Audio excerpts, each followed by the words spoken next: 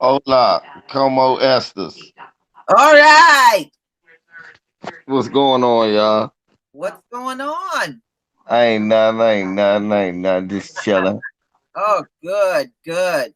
We're going to go over some Black history tonight. The Black Panthers. Let's do that. Let's do that. I was just great either somebody on Twitter about how Ronald Reagan is racist on account of the Black Panther. Yeah, did you hear, LVZ, did you hear about Tucker Carlson? Is supposed to be some video of him doing racial slurs. I said, now him I'm not shocked about, but I do want to hear that video because I would love to drag his ass. Yeah, finally get him. I would never say a racist thing. Sure you would. I think he was calling black folks primitive monkeys. I was just picking up little bits and pieces. I said, good. Now I have something to drag his ass on. These primitive little black chocolate apes. I hate them. Yeah, but they're monkeys calling us monkeys. What the hell is up with that? Well, they got fascinated. Look, black people don't give a damn about a monkey. We've lived in the jungle with monkeys for thousands of years without being bothered with them. Right. White people come over, they make movies about monkeys. They fascinated with monkeys. Look, think about it. They want to have monkeys as pets. First thing a white woman want to go do, live with a million monkeys. And what the monkeys do? Rip that bitch face off and beat her to death. Yeah, I remember that. So we can't be mad. We look at stuff like that. I'm used to this shit. I'm like, these motherfuckers love monkeys. We don't give a damn about a monkey. Yeah, they sure do. Every time you think about it, they always mentioning a monkey, bringing up a They monkey. bringing up monkeys. It's like Yeah, we we ain't don't even. talking We about don't, no shit we like like, that. why y'all always talking about them? You know why? It's easy to talk about your family. Yeah, I guess so. You see what I'm saying? It's easy to. We don't talk about. Well, look, when we talk about our family, we be talking about Africa. We Hmm. be talking about when they be talking about their family, they be talking about monkeys and the Flintstones. Yep, yep. That's the difference. In fact, when I was growing up, I don't even recall anybody coming up talking about some monkeys. Who did that? Right. I wasn't talking about no goddamn monkeys. I mean, to me, Right. what is there to talk about? I mean, that's serious. Matter of fact, you think about it. In the black community, we only mention monkey in a derogatory sense. Sit your monkey ass down. Yeah, yeah, we ain't never. Oh, didn't they even have a musical group called the Monkeys? Yes, they did. Oh, From Britain all right. and America, the monkeys. Okay, now we never had no group calling ourselves, Called the monkeys, yeah. you You know. know. It- look, even when the lynch mob had a song called Gorillas in the Mist, it was spelled Gue. It was a different kind of gorilla. Yeah, And their name was the lynch mob. They wasn't, you know. yeah, yeah. We just don't do that. Mm, We don't know. I don't think I yeah. met any. I never even heard of any rappers calling themselves Yeah. and stuff. No, but like for real, I'm glad you said that. I was looking at a documentary about a dude that Suge Knight was beefing with that killed all. His name was Monkey Man. I Uh-huh. said, Monkey Man. Man. I said, damn, I ain't never know no black person named Monkey Man. I ain't never heard of that either. I never heard that before. Monkey Man? That's what I said. Listen, Monkey Man. What do you look like? Big old swole brother with a jerry curl. And he called himself Monkey Don't make no damn sense. Man? It sure don't. Oh my goodness. Oh my. How you doing, LVZ? True Roy, what's up, RTA? I'm all right. I'm chilling. I'm chilling too. I got my smoothie, Lisa. I'm good to go. Well, Loretta is laying in here. I got her some of them little toy mice. She in here annihilating the damn thing like it's real. You ever give Loretta some catnip? Yes. Weren't they act crazy with that shit? Actually, she don't respond to it. Well, I got one cat that don't respond to it, but my other two cats, especially my Russian blue, I'll take that and put it in an old sock. And he is cat weed. He been slobbering on it, cheating. That's a Russian cat. That's a Russian cat. That's why he's reacting like that. That's a Russian cat. He love that catnip. That catnip. He'll chew through the sock and he'll eat it. Go look at them Russians when they're high on drugs. That your cat got that Russian DNA. That's why it's reacting like that. Poor thing. I make sure that watch him, auntie motherfucker get the goose stepping in that motherfucker. All right. So let me just take a look out here. So LVZ, Lisa's I don't know, because I don't know if she mentioned it. Oh, Rolly Polly copying our videos. Yeah, I saw it. I was looking at shit. I saw it. I saw the thing. It came up in my feed. I said, God damn, not only is he copying it. Because I did a video about the sheriff, and I said all hats and no cattle. And he put that as the title. He sure did. That's the title of his video. Lisa called me, and then it got suspect because I seen where he did a video, and I said, wait a minute, Lisa did that video. But I didn't say nothing to Lisa until we talked privately. And I said, oh, I thought we wasn't, relevant and all of that. Don't be mad at me because you're doing your shit in your garage or your basement. And you gotta sell herbs and you sell if you wanna get in the weed business, come to herbs. I've been taking the colon cleanse. I done lost 15 pounds. All in my neck. That's why I don't got one. I don't know where he lost. We need to give him what we taking, Lisa. He'll lose something up. He lost it in his neck. He lost shit. He swole up. I ain't giving up the name Roland. Your ass stay the way you is. I ain't giving up nothing. Oh, all he doing is spending his time cussing us out now. Watch one Joe, he just gonna come on so man, fuck y'all. God damn. I'm like, damn, you really get up in your feelings. Fuck y'all, man. Yeah. Vicky Diller drug him last week and stuff, and then he'll have a hangout, LVZ, and that he can't even get 50 people to be on the fucking. He had one over the weekend because True Royal and I were talking, and I went over there. He was already maybe 2 hours into the hangout, and it was only 43 people over there. And I was like, what the hell? I said, man, I said, he got the smallest hangout I've ever seen in my life. He's supposed to be popping over there. You rolling on mainstream news. You should have a crowd over there. Make me wonder. Well, wonder. I mean, him talking against the reparations, I don't think that's helping. Well, he mad because he ain't getting none. Yeah. Oh, no neck, fake ass Jim Clyburn ass nigga. Yeah. And it's certain clothes that Roland shouldn't wear. His arms is already short. Don't wear no sweatshirts, Roland. Yeah, that Gremlin sweatshirt, that shit had me laughing like a. I said, that's a V-neck. That ain't even supposed to have no collar. That jump all up. That shit was. It's a good thing he had no beard. That motherfucker was rubbing all up under his chin. Yeah. I said, oh, his wife need to talk to him, or maybe he don't listen. He don't listen to her. Maybe not. Not. But we are going to go over some history of the Black Panther.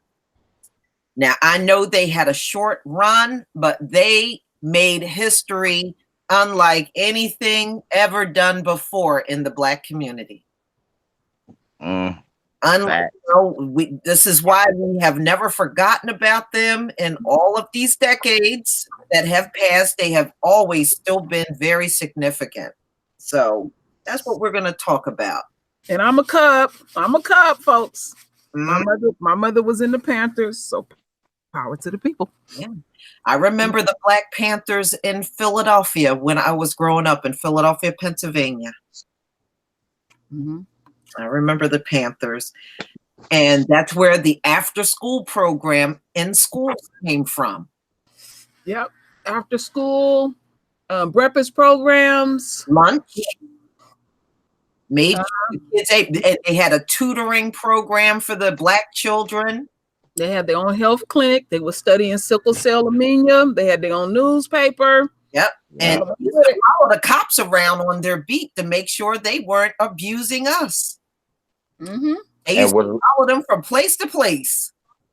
And a lot of things about the Panthers, I don't think people understand is how educated those brothers were and how dedicated they were to knowledge, man. I mean, learning. You got to understand all of these people, they weren't just dummies. These guys were college students and graduates. Mm-hmm. Yes. So a lot of times people like to make it seem like, oh, they were just a bunch of thugs. They wanted to kill all white people, but no. You're right, LBZ. That's why they changed the gun laws in California, because Bobby Seals and Huey Newton was going to Laney College in Oakland, California, and I'm next door to Oakland, and they started reading the law, and they said, oh, we can carry guns. Yes. Mm-hmm. Right. And then they started getting their little walkie-talkies back in the day, and transistor radios, and they were following the cops and seeing if they was going to abuse Black folks. They hurried up and changed that law real quick. Just to let y'all know, I know some of y'all know, bless his heart, Geronimo Pratt is my godfather. And I always say the same thing. I did not know Tupac's family at all. Mm-hmm. And stuff. And see, a lot of people don't know that the Panthers, some of them, when they left the country, they went to Cuba. Mm-hmm. Chicada, she was not the only one that went there. There were quite a few. She is probably just the most famous one that everybody heard about there, but there were several of them that went into Cuba and stayed there. Yeah. Never came back. Mm-hmm.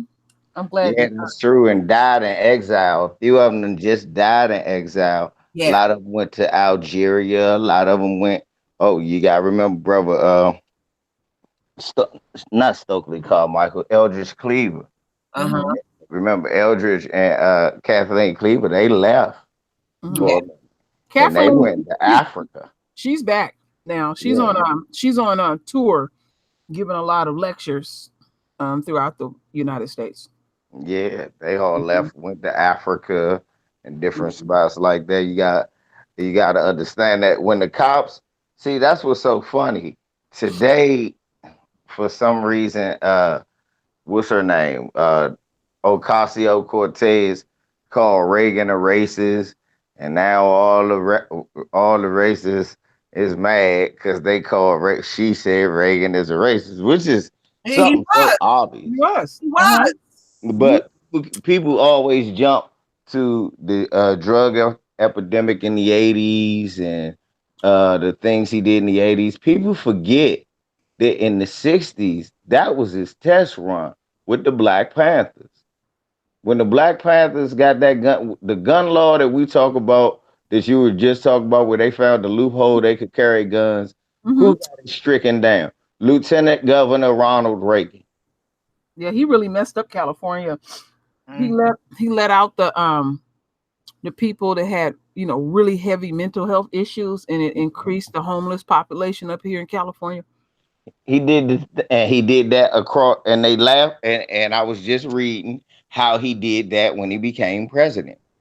Mm-hmm. And it happened here where people were walking down, saying, how ironic, the same man who killed his ass was walking, who tried to kill his ass, was walking up and down Martin Luther King in Southeast DC. I would see John Hinckley.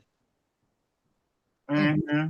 So Yeah, Kale Hall, Ray Gun. yeah, Mhm. Gil Scott uh, Heron used to used to spell it that way too. yeah, Mhm. Mhm. damn devil. But Uh, yeah, he did everything to thwart the Black Panthers with the help of J. Edgar Hoover. He was one of J. Edgar Hoover's chief adversaries mm-hmm. out Mhm. there in California against the Black Panthers. Like the other day, y'all were talking about heroin. We could have been talking about the Black Panthers then. That's the reason the heroin came out there. Mm-hmm. They flooded the streets. You After, mean hmm? gay Edgar Hoover?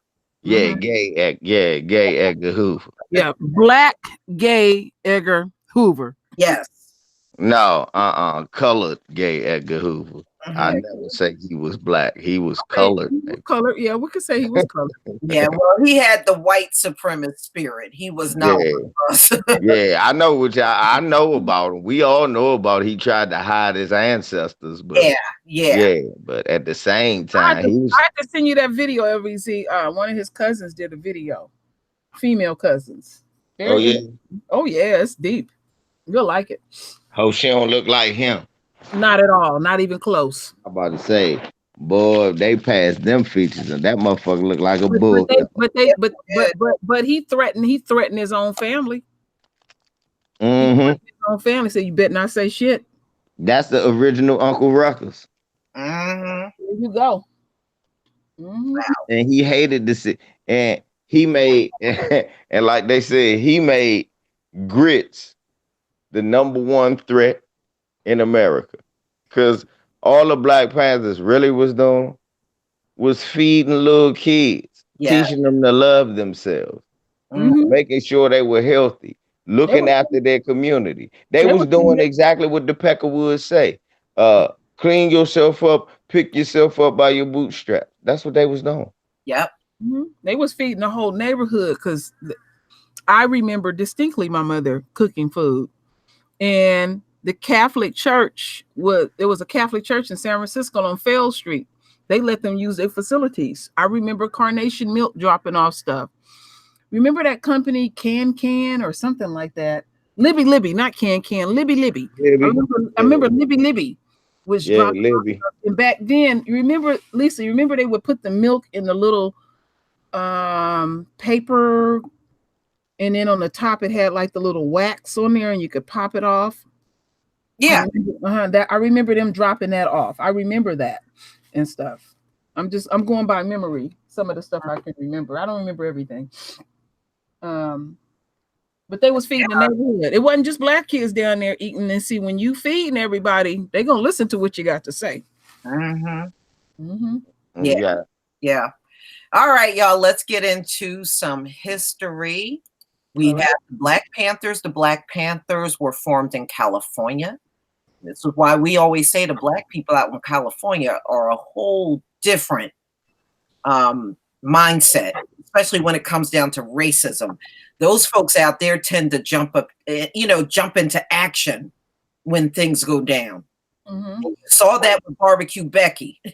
They showed a Mm-hmm. picnic the next day. That's how California reacts. Mm-hmm. Okay, so in California, 1966, and they played a short but important part in civil rights. The Black Panthers believed that the nonviolent campaign of Martin Luther King had failed, and any promised changes to their lifestyle via the traditional civil rights movement would take too long to be implemented or simply not introduced. Mm-hmm. And I agree with that. You know, I mean, it's only so many, you know, how long are you going to take somebody throwing bricks at you and you don't react? Yeah. Exactly. To me, it's your human right to defend yourself. To tell somebody to be nonviolent all the time. And even in the Bible, people retaliated on each other. So, I mean, you're telling us to be unnatural in order to deal with racism. Mm-hmm. That's how I see it. Hey Lisa, I'm emailing you something that you can look at later. Okay. the Black Panthers headquarters is still up. It's still owned by Black people, but now it's a bakery. Bakery. It's Oh, called But it's closed. I no, thought it's closed. it's not closed. It's not closed, honey. okay. Trust and believe. Cause the last time I went there, Mm-mm, when I went mm-mm. to visit my brother, I went there. It wasn't open when I was there. No, my husband went this morning. It's not closed. Cool. Okay. All right. Cool. All So right. I just send that to you if you want to look at it later. Okay. All right. So the language of the Black Panthers was violence, as was their public stance. The two founders of the Black Panther Party, Huey Percy Newton and Bobby Seale. Mm-hmm. Yes, sir. Now, see, those were the brothers right there. That's right. They preached for a revolutionary war, but though they considered themselves a Black party, they were willing to speak out for all of those who were oppressed from wherever minority groups were, and they were willing to use violence to get what they wanted. You know, when I was growing up in the city of Philadelphia, because I was a little girl when the Black Panthers were strong, I was really elementary school. And I remember them doing speeches online. You know, you would see them on the megaphones doing their speaks, and I would just sit there in front of the TV, and I'd be like, "That's right, that's right." I'd be agreeing with them, and everything. You know, as a little girl. And I remember my mom was tickled by that because she realized I was understanding, you know, what was going on. And when when we would travel down south by car, even in the 60s, you would feel the tension going down like in certain spots of the South. And I just remember that. You know, and then when you see stuff like that, you understand why the Black Panthers was a necessity in its time. You know? So the Black Panthers focused on education, housing, employment, civil rights, and they had a 10-point plan. Freedom, full employment, in robberies in Black neighborhoods. So they weren't down with everybody hating on each other and robbing each other. They were trying to put a stop to that. I want to talk about that too. Oh, go ahead. See, I was reading Huey P. Newton, a book David Hilliard wrote. They would fight the different, dope dealers out in Oakland if they wouldn't kick money in for the community. Because Huey believed that, look, yeah, that part of the system was foul, but you needed that kind of underground system to generate money as long as they could use that money to help bring back in the community, help build the community up. So he would go basically, they say extort, but he would basically tell them, look, you either gonna give up some money if you selling this shit, or it's gonna be some problem. Right. That also happened when they made the movie The Mac. Hollywood had to come to the Panthers, and even Bill Cosby had to sit down with them, because a lot of people don't know that Bill Cosby put that money in for the Mac. A lot of people don't know that. Wow. Look your history up. You know, it's amazing how many things Bill Cosby was involved in.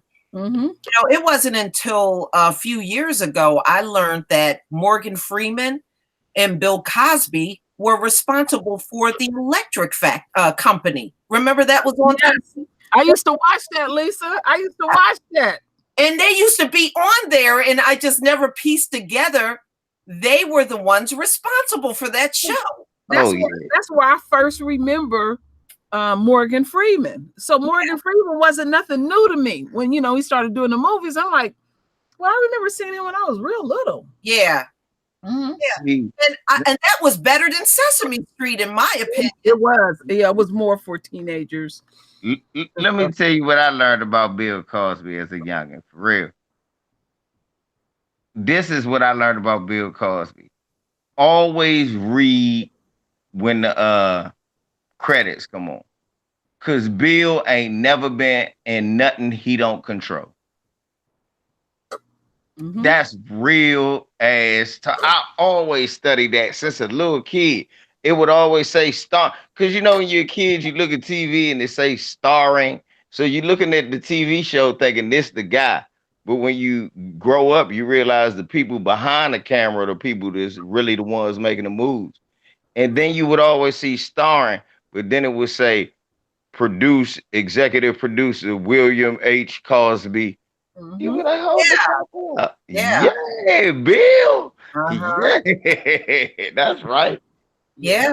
And when you go back and look at the old episodes, not only were they in it, you see them in the credits, you know? And it was just amazing. You know, you don't think about that, but those two men back then were in their 30s. When you look at that show, they were both in their 30s. They were making moves. And we was talking about the Panthers. We talking about the Panthers. These guys were in their 20s. Yeah. So all you youngers out there turning up on lean and all that old dumb shit, look at the legacy that you came from, and look at what the fuck you doing, and look what you walked into. Right. We all helped usher you there. I ain't gonna lie. As a part of that other generation, we should have stressed more. We all should have. You need to know about your heroes, though. You need to know that Huey P. Newton and them came to fame when Denzel Dow got killed. And where? Vallejo. That's where the Panthers became known. Isn't that where that crazy cop was, Queen True Royal? Cop that was pulling the guns on everybody, and his twin brother. Was that Vallejo? Yes, in Vallejo. Yes. Okay. Vallejo. They killed Denzel Dow with his hands up. And the Panthers went out there, talked to the family, then went out, wanted to get answers, and they had their guns with them. And that's when they took the stand against the police and told them, look, motherfucker, try to take our guns, we're going to shoot you. And they left them alone. They stood down. So that scared them to death when they went to Sacramento to the state capitol with them guns on their hips. They sure did. That made them sure did. That was back then, yeah. And Bobby Seale said, for real, they ain't even mean to make it on the floor. They was going somewhere else and made a wrong turn and ended up on the floor. but honestly, when they did that, that's what got their guns taken away. Because that's when Reagan overblew it. Now, all this money this man took from the NRA, all the NRA talk about why they ain't protect these black men gun rights. They was getting mowed down in the streets all across the country. Yeah, just pretty much like we are now. Yeah, ain't nothing changed. And you we got Fred Hampton down in Chicago. You don't see NRA. You had Bunchy up there in Compton, South Central LA. They instigate a fight. Bunchy Carter? Yeah. Yeah. Instigate him and John Huggins murder. Y'all gotta know the Panthers were systematically murdered and dismantled for trying to feed you, cure diseases that they knew that they were spreading in our community intentionally or funneling into our community, like tuberculosis. They wouldn't give us the little simple vaccination. They wouldn't give us the test to see if we had it. The Panthers was the ones that started doing that. Yeah, they started their own clinic. Yeah, right after they kill them, I grow up a generation later. My father was telling me that the Panthers used to do that. I didn't know that.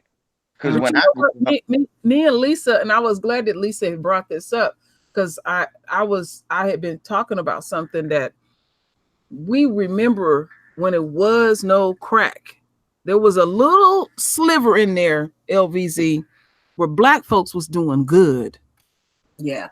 And then that crack came in, and Lord have mercy. Mm-mm-mm. Well, Queen Royal, y'all should know that's when Reagan helped usher in heroin out Oakland. But you know what? The heroin didn't take. It didn't take like you think it would. It did LVZ. Now let me break it down for you real quick. In Southern California, PCP, or they would call it SHRM. Yeah, I know. It hit Southern California hard. But Yeah.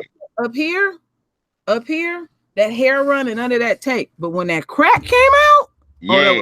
that was a whole different deal. Well, that's because the heroin wasn't killing us. None of that shit was killing us fast enough. Well, that heroin, you just take that and go somewhere and go, it's gonna Yeah, knock that shit wasn't killing them out. fast. And then you know that Sherm water, nigga get extra strong and be knocking 9 cops out. Yeah. Yeah. Whoa.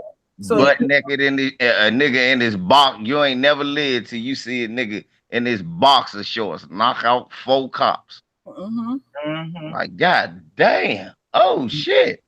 Then they shoot his ass down. This was before they had cameras, so they did him just like Fred Hampton. They shot that man in the middle of the street. Yeah. You know, when I was during the crack epidemic, I saw a couple of people get shot by cops. Yeah. Said it was because it was before we were big on these video cameras like we are now. But I saw a few of them get shot. The cop would just come, person be all strung out on crack. They just put the gun out and just kill them. I seen them do that all Bahamas with all PCP, but these was dudes that was high and got agitated. Somebody called the cops. They beat the shit out the police. Police called somebody. They knocked the other police. The police thought that they got. He was knocking their ass out. They gunned his ass down. Yeah. Wow. I mean, see, it's a world of difference with how they treat these opioid addicts and how they treat those crack addicts. They didn't give a shit about killing them on the spot. They want you to baby them. That's why when I watch your video, sometimes they make my stomach sick because I know what was done, like what you're talking about now, where they didn't hesitate, pull a gun out, shoot them, lock them up, they didn't give a damn about the kids, and then the grandmamas needed help, and pull yourself up by the bootstraps. Right. I want y'all to think about all that y'all just said. That relate all of what we talking about tonight, folks. The Panthers. That's right. These people were locked up, shot, killed. Look, Bobby Seals was in jail for Illinois. The judge duct taped him to a chair. I seen it. And duct taped his mouth to a chair. They duct taped him to a chair in Chicago. In a courtroom. They duct taped. He was literally duct taped. Yeah. To a chair. It didn't stop him. Held him in jail for 3 years for no charges. Yeah. See, that's why I be telling y'all in the live stream, the one I did last night on, the slave codes all the way up until mass incarceration, 70%. And I showed you the chart in that live stream. 70% of the people sitting in jail have never been convicted of a crime, and they've been in there for years. The people that have been convicted is a very small percentage. And that just go to show you, is just like Kamala Harris said, we need them in there to do the labor. They're not lying about that shit. It's for real. She gave it up. 70%. Can you imagine that? 70% of the crowd in jail never been convicted of a crime. And you know what, Lisa? They've been talking about releasing people from jail and expunging their records for the marijuana stuff. They're not moving on that like they're supposed to be. Yeah, I know. Yep. But see, when we talk about this, this is what they'll come back and say. Black people are violent. Get out of here. Okay. It is so much stuff debunking what they're saying. And like I told y'all last night, that shit that when they talking all that mess to us, you can take what they're saying and connect it to the slave codes. That's where all that talk comes from. You're right. Because what they did was, when unquote physical slavery was over with, they were constantly making these laws to make sure they kept us trapped even up to this day. That's like Miss Flowers going off. It's like, damn, y'all is never ending with this shit. Mm-hmm. It's never ending Right. with them. And I it's, love that video too, man, woo! Look, you want to know something funny though? The white While I'm at work, giving her a hard time. well, fuck them. Yeah. We gotta go to Twitter and drag whoever say they name. Look, let me give everybody in the chat room what you do. You watch the news or watch YouTube, anything about that woman. And if you hear people say anything bad, what y'all do is y'all type their name in a Google search and then type Twitter after it. Then go straight to their Twitter page and drag the fuck out of it. Yeah. That's how you do it. That's how you start shit. Trust it. And add other people. At me. I'll drag them with you. You'll see my name in there. You know what, LVC? I done did some research on Miss Flowers. This ain't the first time she done went off. They ain't gonna shut her up. Nah, that's she said. I don't blame her. You need people like that. In racist ass Arkansas. But I said we need more of her. We need to get rid of the coon. Arkansas, them coon. Yeah. Motherfucking Clyburn, go along and get along. James Clyburn, the gatekeeper. Yeah. No reparations. No, ain't getting no reparations. Right. Me, master ain't gonna give it to us. We's got to be logicals. But look.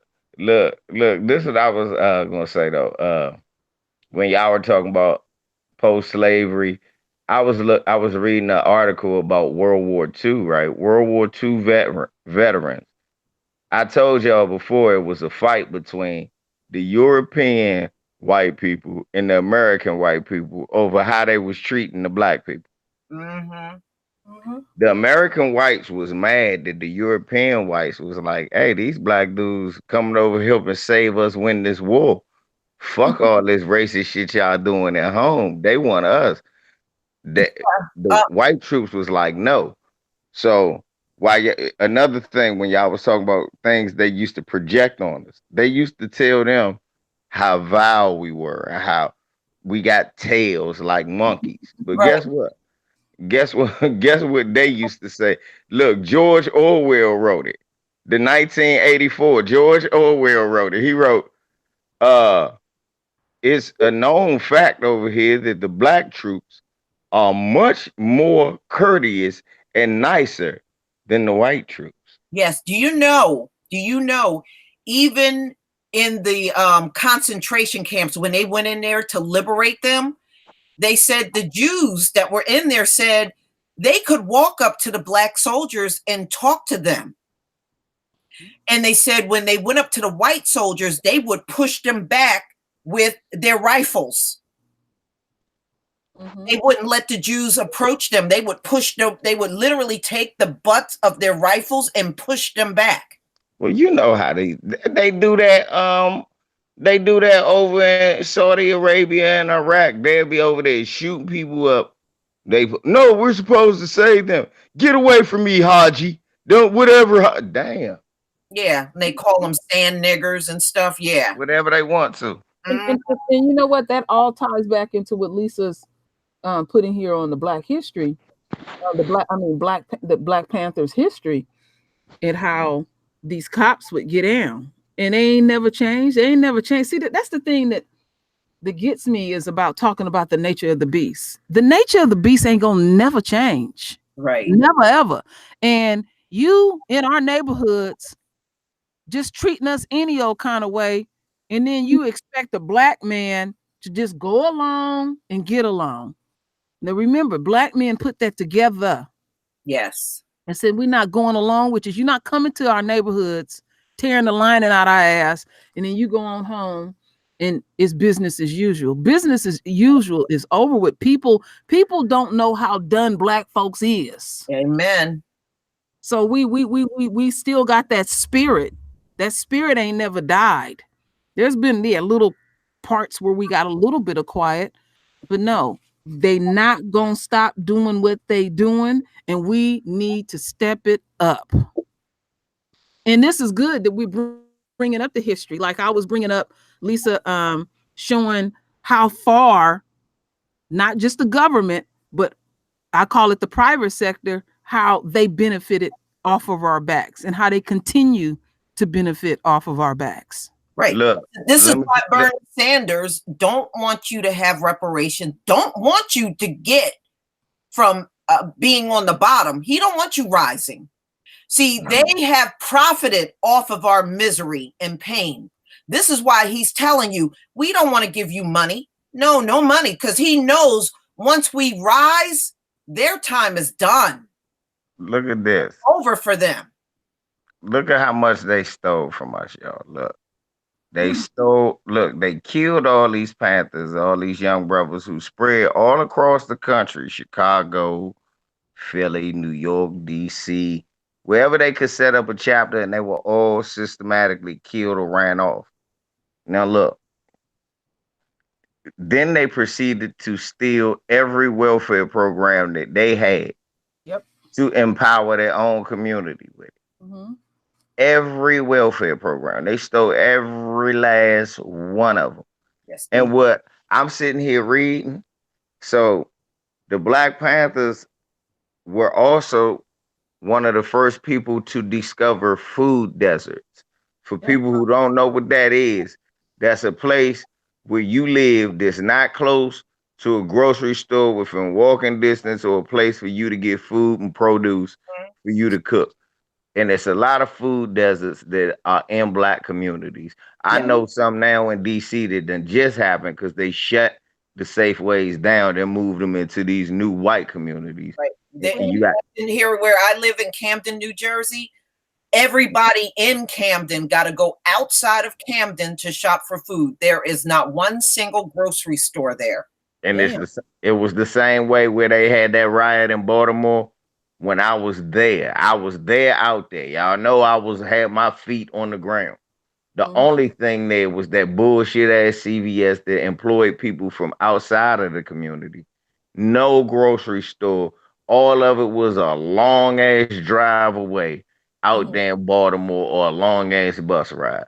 So what the Panthers did, from what I'm saying, is they found a way to transport food to people who needed it and brought them groceries. So you know what that is, y'all? The Panthers was the first Uber Eats, Peapod, and all of that. That's you see what I'm saying? You see how much they stole from us? Yep. And it's still like that in parts of Oakland, Lisa, in LVZ. There's still food deserts. They have to go out of their way to go to the grocery stores. And they have really been demanding, which they have started their own food gardens. They have their own farmers markets now because folks want fresh fruits and vegetables. What they think we want to eat out of a fucking can? Yeah. No. Yeah. William O'Neill, he died like a fucking wreck. Supposedly got hit by a car. That's the coon. I seen Heather Goose said coons are responsible for the Panthers' death too. Yeah, they are mainly responsible. And you see how they're trying to intercept ADOS. You see how they're Roland Martin, Angela Rye. You see how they're all James Clyburn. We're trying to push for reparations, and we got the coon squad running interference. See, you know what the difference? You know what the difference is with this one is? You don't even have to come to them to do it. They just on automatic.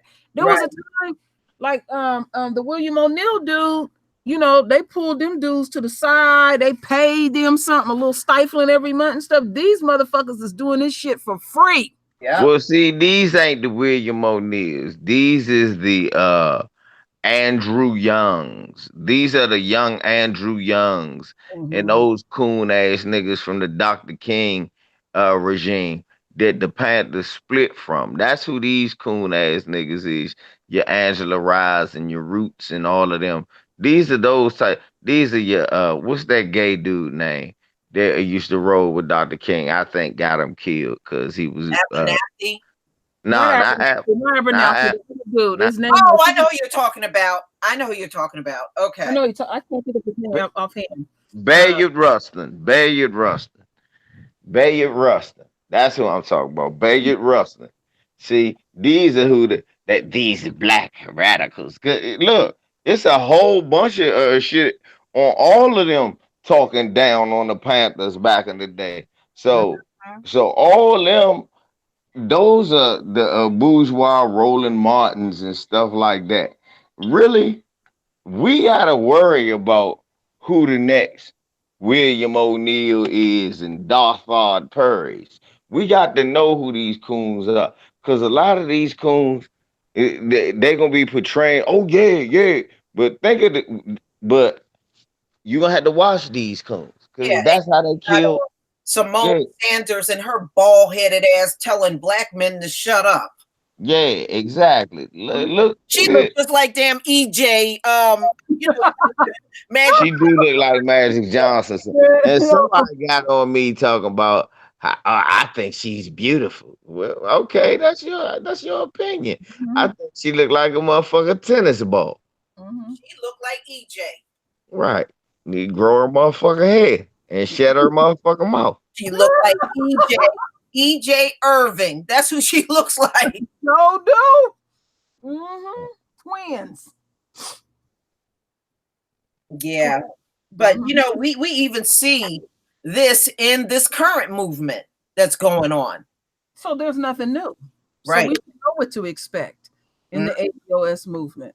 And then the beautiful part is we got the information at our fingertips. I cannot advocate enough. Research, research, research. Don't go by no fucking rumors.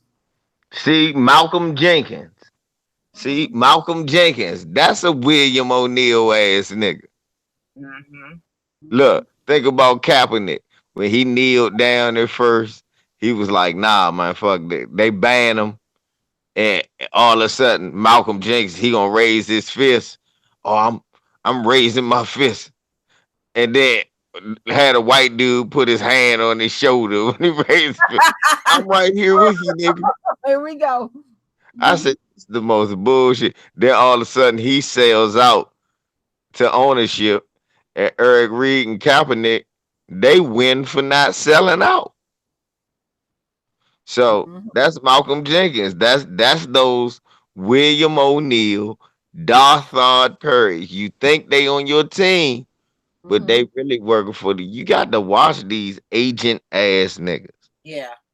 Mhm. Yeah. And you see nothing has changed.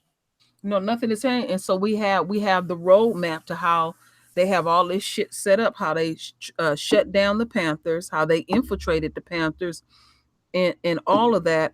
And none of that is going to work at all. We know what time it is. Yes. No, you Thank know what Atlanta be? You're right. Clyburn needs to be unseated. The whole damn caucus. They you. need to Right. go.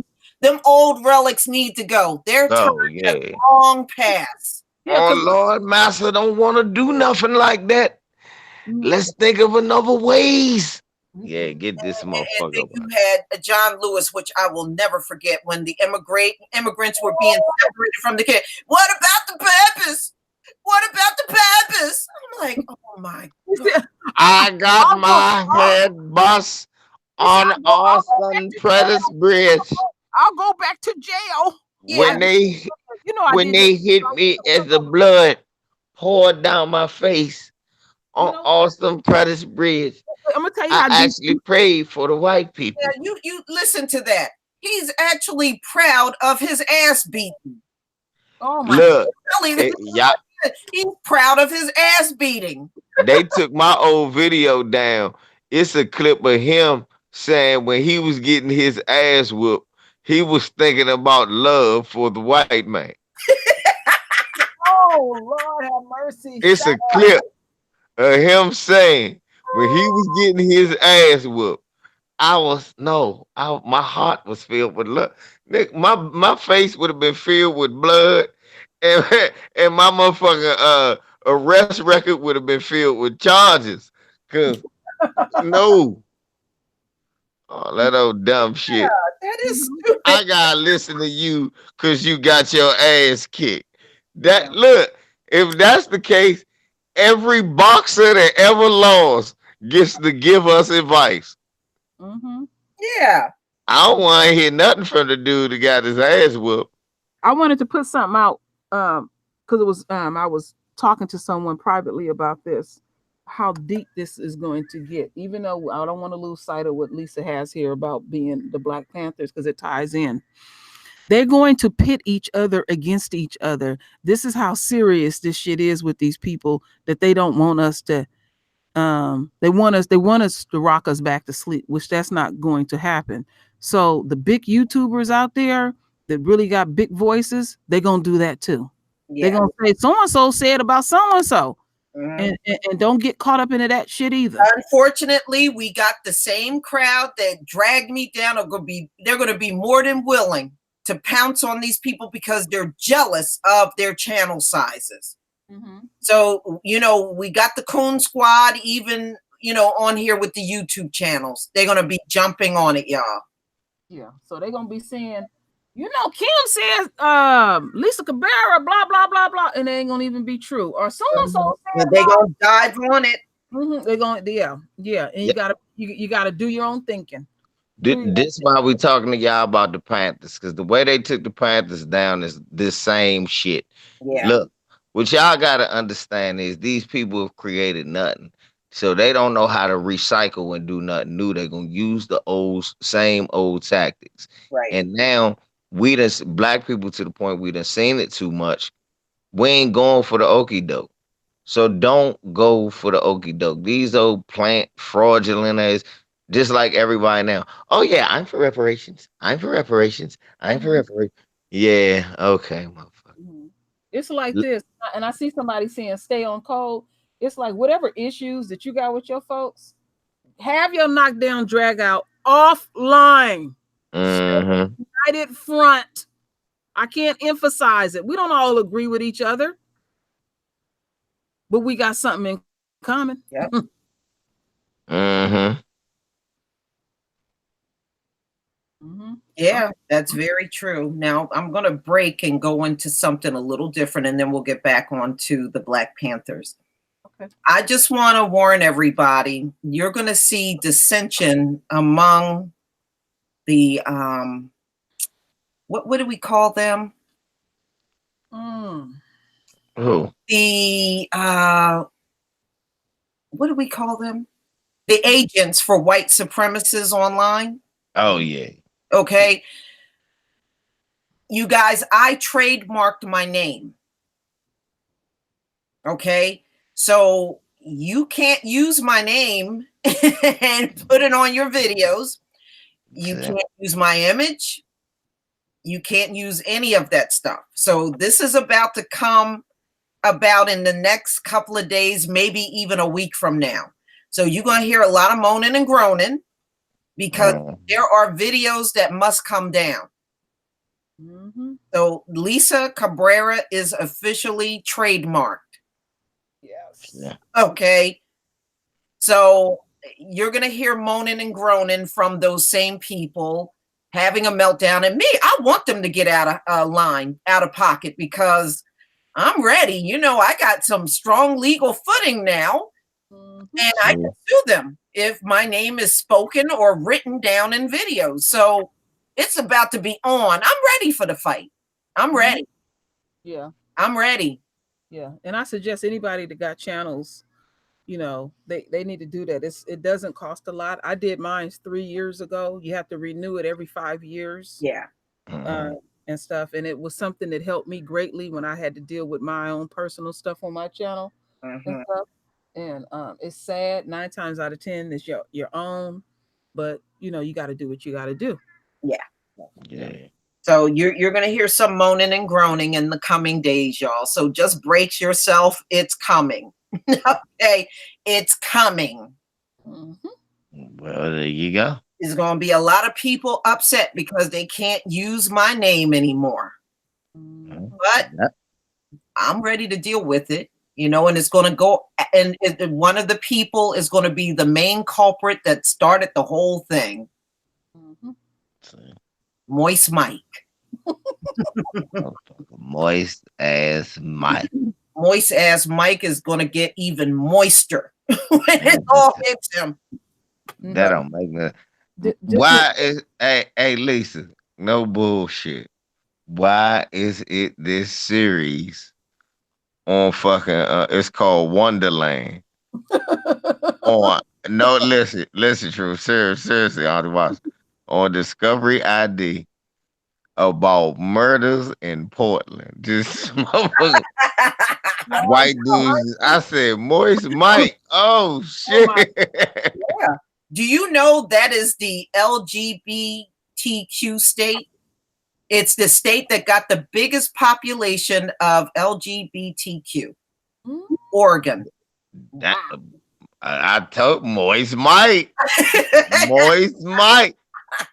I knew that tank top looked like a female. I said, that's a female tank top. That's not no man tank top. Yeah, but all the tank tops I done bought in my life, don't none of them fit like that. That's why he in this car. Dwayne said, "Sweet bread, Mike." Yeah. Oh yeah, that state is the gayest state in the union, y'all. Damn. I'm not making it up. It's true. I'm gonna start calling him Miguel Molasses out here. Miguel Molasses. Well, he'll be resurfacing, and that's exactly what I want. Exactly what I want. It's gonna be, it's gonna be some that will be defiant about the whole thing. And one thing I can honestly tell you, whenever something goes down, when I get quiet, that's when you really need to worry. Yep. I'm not your average white guy. Well, people need to pay attention to your history because you do follow through. So, if I go quiet, that's when you really need to worry. What is she up to? What is she going to do? Okay. I already told y'all I am Miss. I will sue your ass. That's who I am. Yeah. So what makes you think I changed? Sue your dumb ass. That's what the dude need to do to the Knicks owner that threw him out for saying you should sell the team. Yeah. Shit, security grabbed me, roughed me up. I'm suing your stupid ass. I want some money. Follow through. Follow through. Oh yeah. I need that. I need that dough, partner. Once you get a couple of them little checks with your names on it, LVZ. When I put it to you like this, my oldest son, he had a little situation at work. My husband walked him through what to do. And he got that check. He said, "Mommy." I said, "Yeah." I said, "They easy. They easy." And I need that bread, partner. Yeah, and some people will play right into your hands and they don't even know they're doing it. They don't even know. They're playing right into your hands. He was working security at CVS Pharmacy. His boss fired him on her day off, and he got to work 45 minutes early. Ain't that personal? Plus, he was injured at work. He was still working injured at work, and they knew it. So they took that as retaliation. They did not like what she did. So that was personal, and they call that unfair business practices. Keep that in mind, my royal family. Unfair business practices, where they will have a tendency to listen more to the business, and the business take advantage of the individual. Just keep that in mind. I'm just dropping a jewel on you. Did y'all see what Willie D the video Willie D did? He did a bunch of videos. I've been over there every day. Yesterday. The joint about Illinois police though. The Illinois police one, I didn't see. I don't think I seen that one. Oh, Illinois police, they just made it illegal to film Illinois police Yes, yes, yes. I saw that. Yeah, Oh, what's that? without their consent. yeah, because they out there doing all kinds of shit to the people. And it Now I was was caught on film. now I was laughing. How long that shit gonna stick? So It, the Illinois police can be sitting in here blowing somebody's fucking brains out, and we're gonna play like we don't see that. or you're gonna arrest the person that videotape it. Yeah, because they want they want to unleash their aggressions always on us. Mhm. Yeah. That's why I said they use their laws to legalize a crime. Mhm. So now they can shoot a man in the back of the head, but you ain't allowed to film it. Yeah, and he clearly, yeah. I'm glad to read it. It's from Fight for the Future. Sound like some Peckerwood jump. That ain't gonna stop people from filming them, folks. No. Hold on, listen.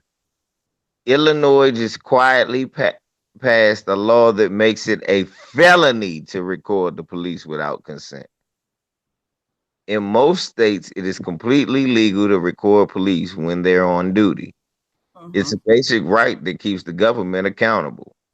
But Illinois just passed a vague law that discourages people from recording interactions with police by making it a felony in certain situations, adding jail time if a person eavesdrops on a police officer. This could be a dangerous trend unless we stop it now. Sign the petition to Illinois Governor Pat Quinn. Yeah, they want to have full range. Yeah. And you know what they're going to do to that person that films it in jail? They're going to beat the hell out of them. They're going to end up getting tortured. Right. Just like the boy the Eric Garner situation. He films Eric Garner getting choked out. Then all of a sudden he started getting charges dropped on him from every damn. Right. Yep. Sure did. These are the same silencing tools that they use against the Panthers. You got to know that these people don't change up. Right. And see, it's the police unions that push for this kind of stuff. Right. Yep. This how cold it is. E40 said that fuck the popos, because that 35% tax I pay don't give me nothing but a chokehold and some pepper spray. Right. That's what you paying for, all that shit to get used on you. Right. See, they wanted to go back to the time when, pre-cell phone time, when they were still doing this stuff, but it just wasn't filmed. They've always done this. They've always treated us like this. So they want to push us back in time so that you don't catch their fuckery on film. So this is how we fix the Laquan McDonald situation. We give the officer a bullshit sentence and we make it illegal to record cops. Retaliation. Yeah. They film their damn self. What they but they cut the shit off when it's appropriate. How many times have they appropriately cut it off and you got to get some other view from everybody else recording? And in some cases, they try to go and like if there's a store nearby, they go and get the videotape. Remember that from Mike Brown? Right. So the question that I ask is, okay, since now it's a felony, why is it a felony to film a cop? I mean, right. How did you come to that conclusion? Right. What's wrong with even doing that? What are you trying to get away with? Yeah. That's contradictory to the law that it's your legal right to survey a police officer because you're a public taxpayer, because you're a taxpayer and a citizen. So are they saying if you see a cop outright blow somebody's brains out, that okay, you're gonna charge that person who filmed it? That's a felony, and then what you're gonna do? Throw that out? Because they did something illegal. So now they did something illegal while you doing something illegal too. Right. So you're gonna dismiss what you see, and then you're gonna give them a felony. Mhm. Yeah, he gets the felony, the cop gets off. Right. Yeah. Even though you probably seen a cop say, "Get on your knees," and then pow, just blow your brains out. Right. Wow, these motherfuckers is greasy. They don't want their crime caught on tape. The same police department killed Fred Hampton, got Black Sites, John Burge, Laquan McDonald, and look, all of a sudden, black people just start dying around the holidays. Now, that's what I want to say about Chicago and Illinois, Chicago, where they talk about, oh, what about the black on black crime? And I keep saying, how come the police don't get held accountable for never solving none of these murders? Because they doing the damn murders. Right. Now, they made it illegal to record them. So now they can do it in their uniform. They tired of going home, changing up, putting on that mask and coming out and killing them. Yeah, and look at what happens in Chicago. They have all those they have all those shootings on the weekend. Cameras all over Chicago, but when the shootings go down, nothing is getting recorded. These the smartest criminals in the world. They know where every camera in the city is. Wow. And think about this. Out of all of the police departments in America, Chicago got the worst crime solving record. Now, do you think that's a coincidence that all those shootings are going unsolved and they got the worst record?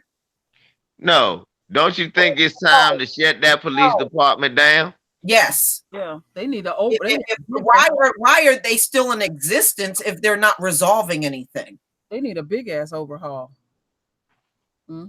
So what they doing is they trying to put up as much protection as possible. All they doing is stirring up shit because people are not gonna sit up and just lay up and just take that. They just want people to shut up for us again to go along and get along so they can have full range to abuse us. Right. Right.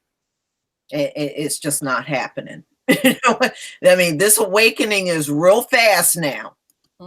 It's fast. Yeah, because that right there tells me that them even putting that out, they trying to cover their ass as much as possible. It must be some more shit coming. Oh, it is. It is. We're talking reparation. We're rocking their world. Yes, it's coming. Come on. He's very predictable people. Yeah, but I'm on this though, ladies. I'm still stuck on the Illinois thing. I'm still stuck on the, like y'all said, the crime rate. Police ain't solving nothing. Right. But they locked up R. Kelly, Illinois, and Jussie Smollett, Illinois. Put 16 felonies on him. I mean, they going in. That shit don't mean nothing. That's the most that dude did. Let's saw some real ass crimes when they came out. They came out like they was doing something big. All the top brass was all out. And I'm like, this little peon little actor, a lot of people don't know who he was. Yeah. Some real crimes. 48 years. Yeah, for that. You know how many white women lied about rape and they didn't get no damn 48 years? The girl, the old ass bitch that still alive that got Emmett Till killed. Yeah, she didn't get no jail time. I don't care how old her ass is. Don't they still hunt them Nazis that are like 99 years old? They'll wheel their ass out the house, Lisa, and lock their ass up. Or will. They don't give a fuck. Shit. What about the dude that lied that got John Crawford killed? Exactly. You know what thing that story I did last week? That little pimply with the fake cop, the fake black cop. They don't even got cops in their town. I said, this bitch. Yeah. Oh. Yeah. Is she faced for 48 years? No. The guy that was responsible for killing John Crawford only, what did he get hit with a fine? Did he get hit with anything? I think he had to pay a small fine. That's all. Yeah. Mm. No Broad, time. broad that poison Jazzy Rowe ain't do no time. Man, please, LVZ, don't say nothing. Don't please. That shit hurt my heart. That shit. I'm just saying all around they can take shots at you and distract you with little stupid shit like, oh, R. Kelly, look over here, we're getting R. Kelly. Look over there, we're getting Jesse Smollett. And then all of a sudden they hit you with some shit like, hey, you can't record cops in Illinois. What? Yeah, No, it's a load of bullshit. You gonna get a felony and it's a law. yeah, you supposed to be operating above board. You should welcome to be filmed. Right. But you know what?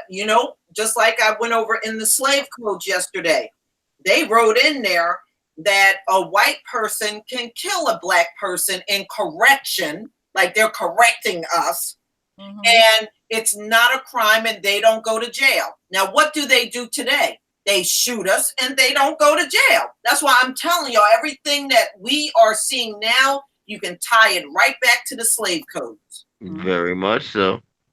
Yeah, ain't nothing new. They still don't get in trouble for shooting us, Mm-hmm. whether it's a citizen or a cop. That's true. I mean, look at how fast. Remember that shooting down in Florida where that black man was killed out in the parking lot in front of his girlfriend and child? Oh yeah. And they tried to use stand your ground and didn't even want to arrest the guy. And we still don't know what they're gonna do to him. He may be a sacrificial lamb, or they may sneak him out of jail too, because that's Florida. Yeah, exactly. See, people keep forgetting what's that bastard's name. Michael, is that Nah, that ain't Michael Slager. What's the guy that killed Jordan down there in Florida? I got to look that up. It's been a while. Yeah, it's so many people. It's just like, man, it's a cluster in my head. You know. Remember, he actually wasn't convicted first. Right. Remember the sheriff came out sounding like a damn DA. Right. Defend him. Mm-hmm. How the hell you walk up and start an argument with people and that's stand your ground? How the hell is that even possible? What a sin and a shame. Mm-hmm. Ooh, these people are crazy. Mm-hmm. But you know, we've been putting up with this shit for centuries, y'all, and still putting up with it. And we're gonna keep fighting. But they, you know, we are rocking their world right now, and they don't know what to do because you know they never seen us act like this before. They just want us to shut up. Yeah, because they can't deal with it. Can't you just go watch Good Times or something? Let me say something. You black media, y'all ain't shit. Yeah. He said we didn't put in the work. I said, okay, well, you put the work in, and you only got 40 people over there watching you. But he always trying to cuss out black people. He always trying to cuss us out. Roland, please. That's his name, Jordan Davis and Michael Dunn. Yeah, Jordan Davis. That's the one right there. I was trying to think of that Jordan Davis. What was that? State of the Union. I done told you that we won't stop. I done told you. I told you that we won't stop. All right, y'all. Let's get back to this. Now, the Panthers wanted to educate the people and teach true history of Blacks and their role in present-day society. And we still don't get enough of that in these schools. Free health care. Health facilities which will develop preventive medicine programs. Now, see, that didn't come out of an uneducated mind right there. Exactly. Mm-hmm. Into police brutality and murder of Black people and other people of color and oppressed people. See, now that goes to ADOS, y'all. Yep. See, read that again, Lisa. Into police brutality and murder of Black people and other people of color and oppressed people. See, look. So when they come at you with, first of all, the Black Panthers hated all white people. Well, they said they wanted to end the police brutality of all people oppressed. So Mm-hmm. if you was poor and white and oppressed, they was fighting for you at one point in time. If you was brown pride, they was fighting for you. If you was Asian, they was fighting for you because some of them visited Chairman Mao. Wow. So and written Chairman Mao. So that's where they learned some of their principles from. So the reason I bring this up, y'all, this is why ADOS is so important. We done moved on from what the Panthers was doing. It was a good gesture what they tried, but all them people ended up bringing in agents and disrupting the movement. Mm-hmm. Yeah. So that's why we got to stay ADOS. See, when the Panthers stayed ADOS, just them, they wasn't having them problems. It's when they started inviting all other peoples of color. Yeah. Mm-hmm. Yeah. And like how Tariq said, we always fought for y'all. It's your turn to hold your nuts. And when they say, when motherfucker, look at the Panthers. Fuck Dr. King. After Dr. King, Panthers died for y'all. It ain't a whole bunch of how many white people got killed? Mhm. Y'all Mm-hmm. gonna tell me that Kent State bullshit. They killed all the Panthers. It was hundreds of them. Do you know it was thousands of members of Panthers people? Mm-hmm. So please, when they sit there and talk that shit, ADOS motherfucker, look, we fought for y'all. It's our turn now. I'm sorry, Lisa. I It just was had to even, say. it was even snatching them off the streets, um, shooting them up with bleach. I'm telling you stuff that I've heard personally in my family because they was a part of it. Um, they was giving them what's that drug that they give them? Some of them that never come back. I forget it. It'll come back to me later. LSD. LSD. Yeah, it was giving them that They none was of snatching them up and giving them that. And I know that yes. because they gave them to all the musicians after that. Hmm. Hmm. This is what I've heard through the family that's talked about. It still affected my family. A lot of them left the Bay Area. Some of them went to different countries. Some of them are fucked up in the head. Some of them still hiding out. And I keep repeating again, the oldest political prisoner in California is my stepfather, Romaine Chip Fitzgerald. All right. They said that he killed a cop and he walked around for almost a month with a bullet in his head. And he was in an apartment profusely bleeding when they found him.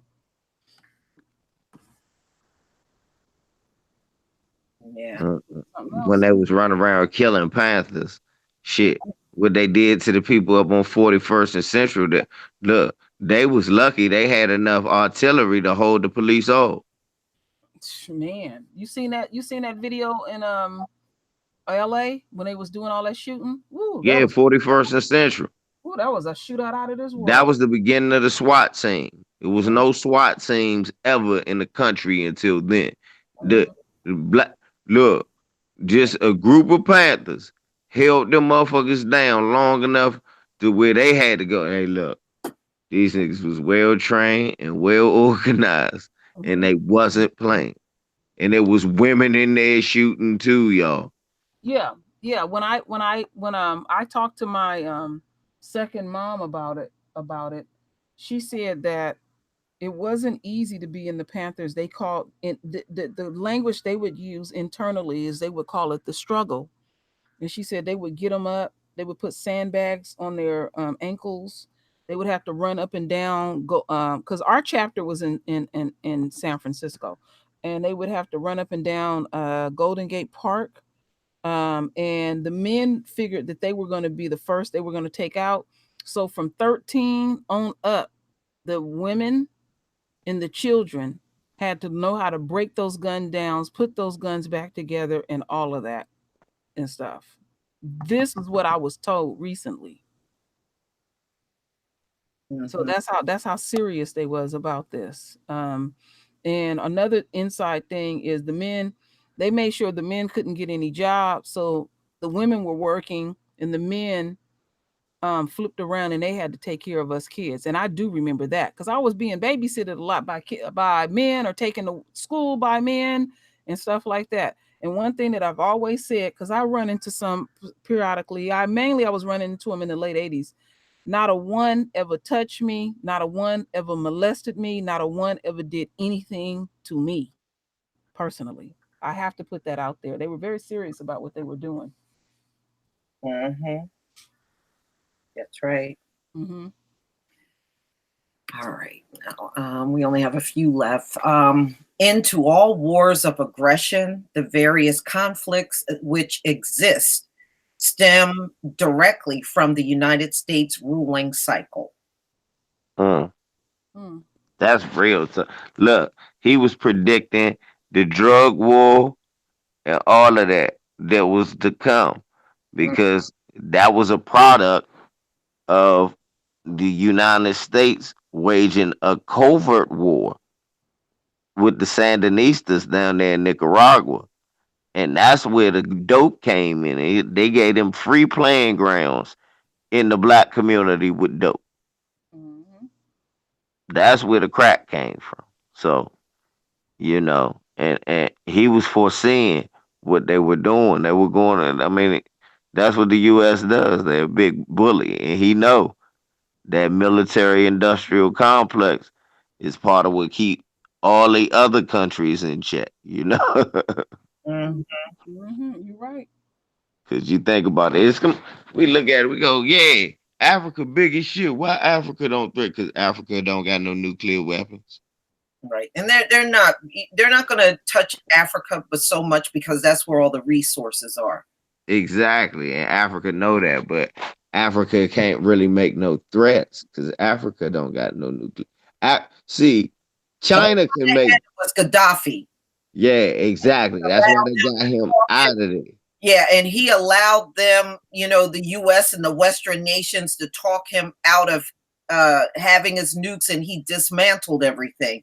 And you Yeah, see what happened to him. That's why Kim Jong-un, he ain't giving up his nukes. He saw what happened to Gaddafi. exactly. They not. I'm trying to tell y'all, it's like the gun. You can't be naked out here with them.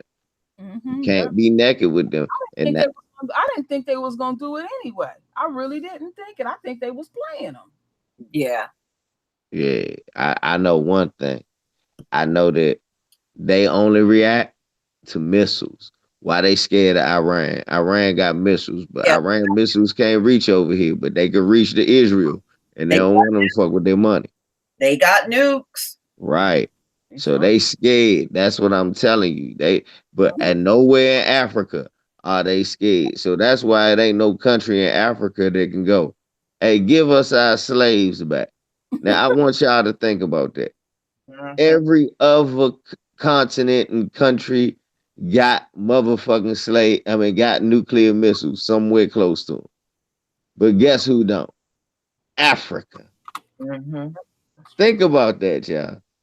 Now, if it ain't a global conspiracy to keep certain shit out of black people's hands, well, look, Lisa just said it. All the resources. I'm quite sure if they got together, they could make a hell of a bomb. They ain't never done it, and they ain't gonna never let them do. Mhm. All the oil and all the shit that they need right over there next door in Iran, Iraq. I'm quite sure they give them. They ain't letting that happen. That show you how much them Arabs fuck with us too. Mhm. Now, just picture in your head that entire continent, it sits on oil. Look at the size of Africa. The Right. whole thing is sitting on oil. The whole continent.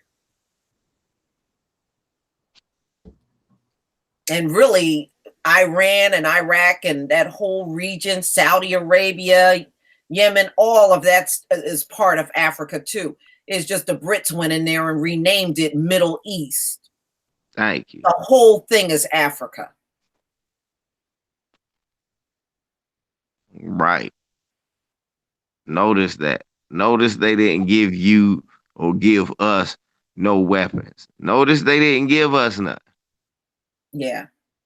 That's real strategic, yo. It's kind of hard to go, hey man, you know, if you in that position, you can go, hey, what about some of these doctors? And you know what? That LeBron James and all the millionaires, they look real good over here. Y'all don't want them. Mm-hmm. Yep. It's African billionaires out there, but they don't get to come over here and mingle with us. Right. Hillary, like y'all said, y'all saying that in the chat room. Hillary Clinton and them come over here offering bullshit so they can steal minerals to make the next best bomb. Yeah. Yeah. Just raping the continent of Africa. And now you got the Chinese over there doing it, and Yeah. all these other people are going. Everybody's going into Africa now, And except they for us, and we fear it. You know, I mean, let's be real. We fear it because right. we've been listening to these white folks. But we Exactly. go vacation there all the time. They vacation in Africa all the time, and at the same time telling you it's mud huts and shitholes there. Hey, look, Lisa, true roll. The plane just crashed, right? 156 people. They said it was like 60 some Americans on there. Yeah. How many of them y'all thought was black? Mhm. Yep. Yeah, coming from I saw that yesterday. coming from Ethiopia. And they said a whole bunch of people died. I said, come from Ethiopia. Oh, they was all white. Mm-hmm. Somebody looked at me. I said, what? I said, don't no black people go to Ethiopia. I said, we don't go to Africa. I don't know why. But I said, well, look, judging from the planes, I guess that's why. Well, they've also discouraged us from contact, being in contact with black people on the globe, other black people in different parts of the world. And now Right, we know why. We know why. They don't want a revolution. They don't want an uprising. That's why they stopped all of that. right. All right, let's see what else is here. Freedom for all political prisoners. That's Mm. right. If you remember back in the 60s and 70s, they were arresting people left and right over their political views. Trials by juries that represents our peers. In other words, no all white juries. In other words, not the shit that's been happening right now. Right. So that's what they're saying. Your jury should look like you. And I've been saying before, white people are not our peers. We have not lived the same life in America that they have lived. They got privileges that we never have. So how the hell are they our peers in a courtroom on a jury? How are they our peers? They're not.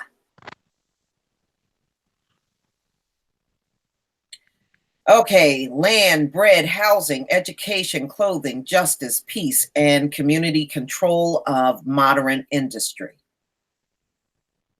Controlling our destiny. The call for a revolutionary war against authorities at a time of Vietnam. That's right. When the Black Panthers were rising, it was at the time of the Vietnam War. Yep, it sure was. Alerted the FBI to the Black Panthers' activity. Whatever happened, the FBI was successful in destroying the Black Panthers movement.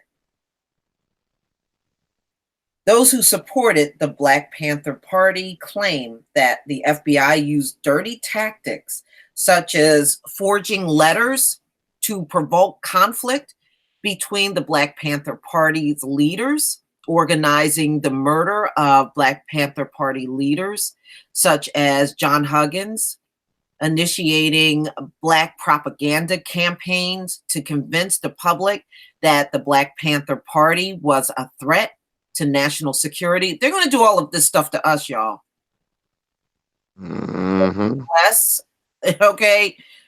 This is going to repeat itself, using infiltrators to commit crimes that could be blamed on the Black Panthers party, so that leaders could be arrested, and writing threatening letters to jurors during trials, so that the Black Panther Party would be blamed for attempting to pervert the course of justice. You see all this stuff they were doing? Mm-hmm. Forging letters and claiming it came from Black Panthers? Yep. My, Instigating beefs between two other black organizations, right. the Us movement and them, was Ron Karenga, the dude who made Kwanzaa. Those dudes were the ones that killed Fred Huggins based on publications that were sent by the FBI that they thought Black Panther sent to them. Right. Wow. Yeah. Mm. Look at this here. Listen, y'all. Black Panther Party. I'm gonna while you were talking, I was listening to you. I typed up political prisoners, Black Panther Party, and I went to a site and it was like Black Panther Party, New African, and Black Liberation Army political prisoners were victims of the COINTELPRO operations in the 60s and 70s when the FBI sought to destroy the Black Liberation Movement. Those currently incarcerated include, but are not limited to, Russell Maroon, Russell Maroon Schultz, Mm-hmm. Jaleel Montequin, Matulu Shakur, Jamil Abdullah El Amin, formerly H. Rap Brown, Sundiata Akoli, who was with Asada Shakur. Mm-hmm. Yeah. Veronza Bowers, in prison for 40 years, was convicted of murder on the word of two government informers. There were no eyewitnesses, no evidence, independent of these informants. At the trial, two relatives of the informers gave testimony insisting that they were lying. They were ignored. Ed Poindexter was a target of COINTELPRO, serving life sentences on charges of killing an Omaha policeman, Omaha Black Panthers. He was in Nebraska. He was convicted on the testimony of a teenage boy who was beaten by the police and threatened with the electric chair if he did not blame the crime on Poindexter and on Mondo Wilonga, who died in prison. Amnesty International defends them as prisoners of conscience. Romaine Chip Fitzgerald, the My longest God. held Black Panther Party prisoner. Mm-hmm. There you go, right there, Queen Royal. There you go, Romaine. There go Unc right there. No, The that's my longest held Black Panther Party prisoner. mm-hmm. Kamu Siddiqui, Kojo Bomani Sababu, Grayling Brown, was active with the Black Liberation Army and is a new African prisoner of war. He attempted to free Puerto Rican political prisoner Oscar Lopez Rivera while they were both incarcerated in Kansas, and he was convicted of conspiracy. Mm-hmm. Look at that. He trying to say the Puerto Rican dude. Yeah. Mm-hmm. Rochelle Chanique McGee was already in prison when he appeared in a courtroom to testify in a trial related to the Soledad prison revolt. There, he was spontaneously recruited into the Marlin County Courthouse Rebellion, a bid to expose the racist court system and negotiate the liberation of the Soledad brothers by taking hostages. Oh, that's one of the Soledad brothers with with George. Mm-hmm. So those are some of the Black Panther Party members. And then it's talking about the Move Nine, Right. Delbert Sims, Eddie, Janet, Jane, and Mike Africa. Um, Lisa, Yes. I don't know if you got this email. I'm not asking you to share it at all. Mm-hmm. I'm showing you a picture of how Chip looked as a young man, very handsome man. And Mm-hmm. I'm going to send you a picture of how he looks now. He's been in there since 1969. Yeah, I don't know if you remember, but you sent me a picture of him before. Okay. Yeah. Okay. 50 years. Okay. I'll 50 send it years, y'all. I'll send it to you, LVZ. Okay. Yeah. I want to see. I want you to see what he looked like when he was a young man and what he looked like now. 50 years. Yeah, that's crazy. Yeah. That's crazy. Yeah. It's crazy. All right. While you're doing that, in California, the party leader of Oakland, David Dilliard, claimed that the Black Panther Party was at the top of the FBI most wanted list. Dilliard was also claimed that the governor of California, Ronald Reagan, constantly vilified the Black Panther Party. Mm-hmm. Yeah. Mm-mm-mm. Wow. This caused a stigma to be placed upon the Black Panther Party as Pied Pipers. Didn't we hear this before? Yeah. Nothing changed. A cultural and social revolution characterizing us as the essence of violence and chaos and evil.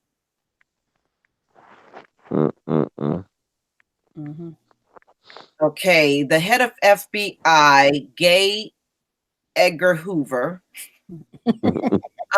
called the Black Panther Party the greatest threat to the internal security of the country. What? What? Hoover ordered field operatives of the FBI to introduce measures that would cripple the Black Panther Party using infiltrators. One of these, William O'Neill, became chief of security for the Black Panther Party. The FBI knew all of the movements, etc., the Black Panther Party leaders, FBI raids in Black Panther Party heartlands, Chicago and Los Angeles, that led to the arrest of regional leaders, resulted in the collapse of the movement.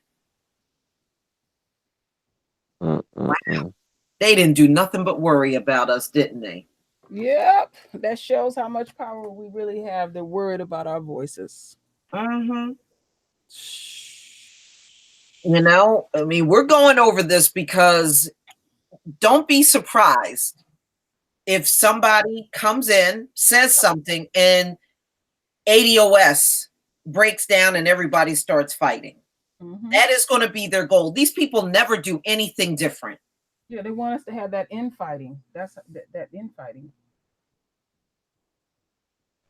That's what it always goes back to that, Lisa. When they run out of options and they can't shut us down, then the next thing to do is to pit each other against each other. Right. And the sad part is that shit still works on some of our people. You know, it still works. It ain't gonna work on me. It don't work on me either, but history shows it works very easy on our people. There are people that just want to believe this white man. Despite all of the lies we've been told all through the century, they still want to believe them. They're gonna tell you something about something that we didn't did. And if I did it, I'm gonna tell you I did it. If I didn't, I didn't. I might tell them a damn self. So that shit ain't gonna work either. They're gonna be like, well, she was swinging from the chandeliers. Hell yeah, I was swinging from that motherfucker. Now what? What that got to do with our money? No bullshit. I'm serious. I want to know what that got to do with our money. Folks be doing all kind of shit out here. Shit. Who ain't hung from the chandeliers? Oh, wow. They done did that. All right, next. Yeah, I mean, it's a shame, but we got to be ready for anything, and it's coming. They're planning the shit out already, and they're gonna get the mainstream media heavily involved. Yeah, because even Yvette was talking about that. The smear campaign is coming. Yes, yeah, and they're gonna come out hard, and we got to come out even harder. Correct. And you know, those of us that, you know, pretty much stay on code, the ones that fall apart and believe everything, we just gonna have to leave them behind. There's nothing we can do. No.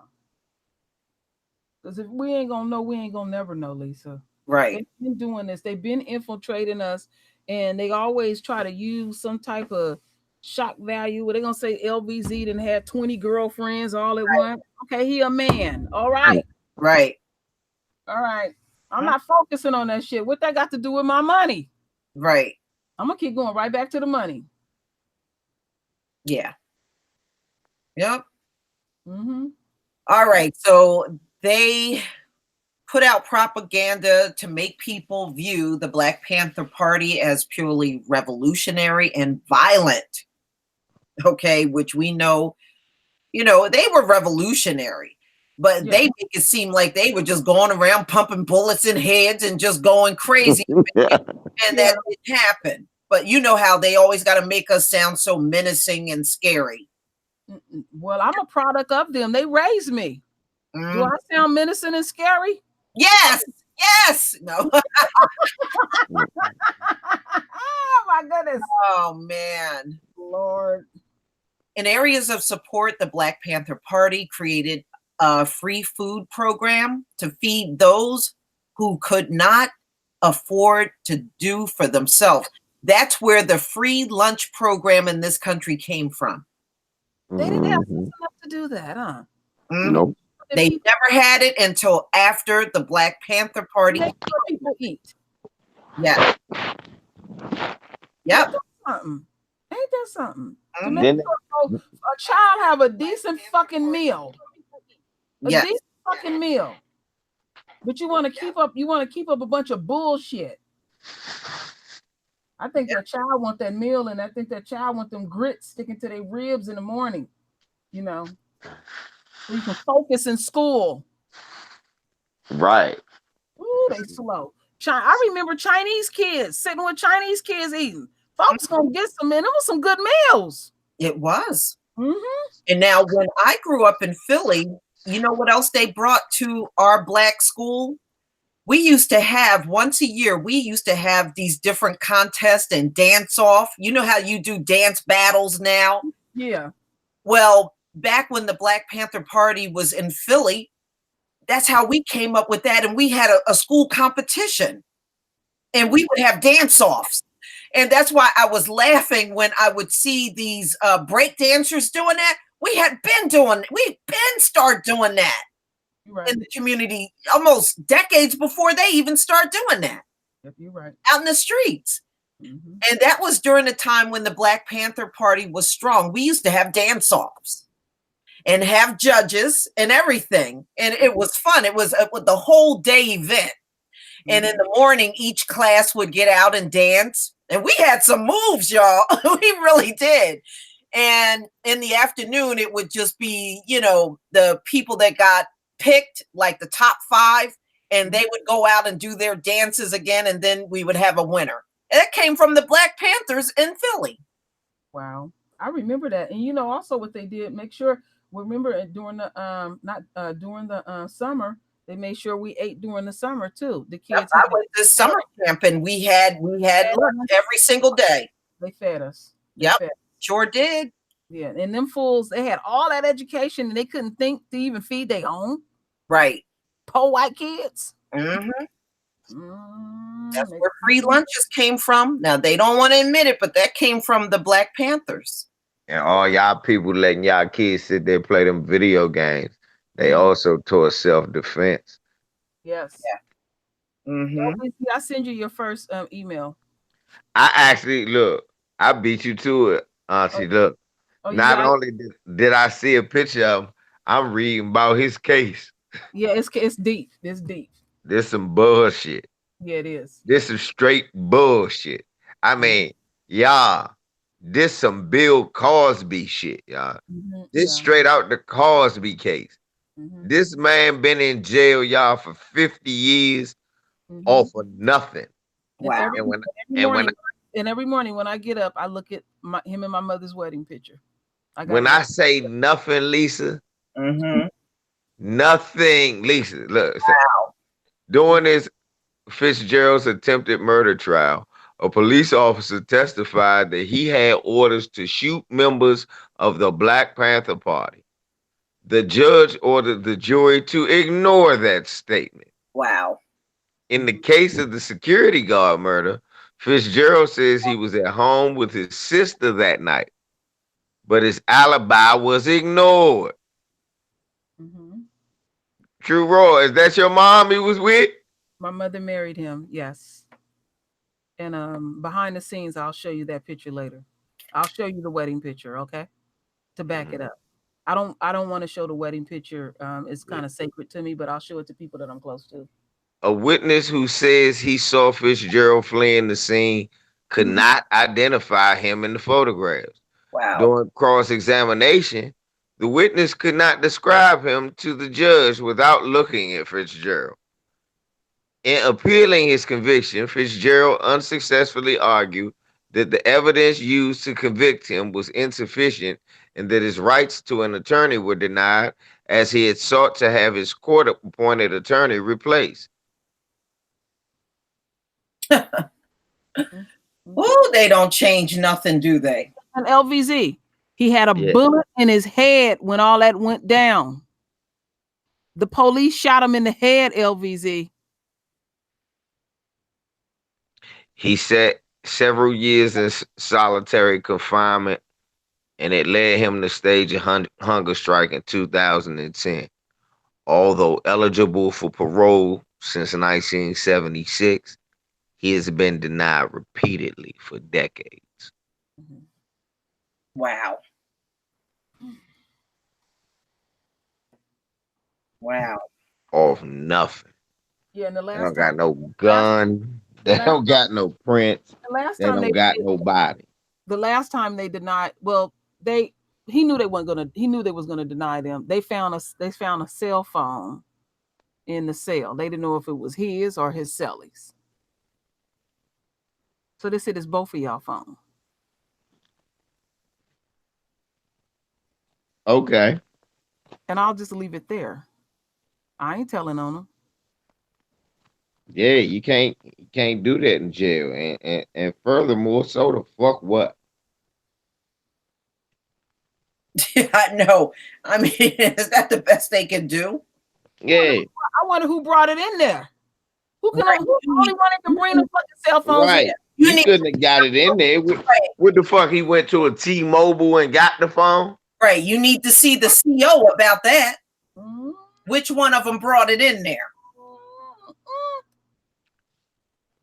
That's all I can say. Wow.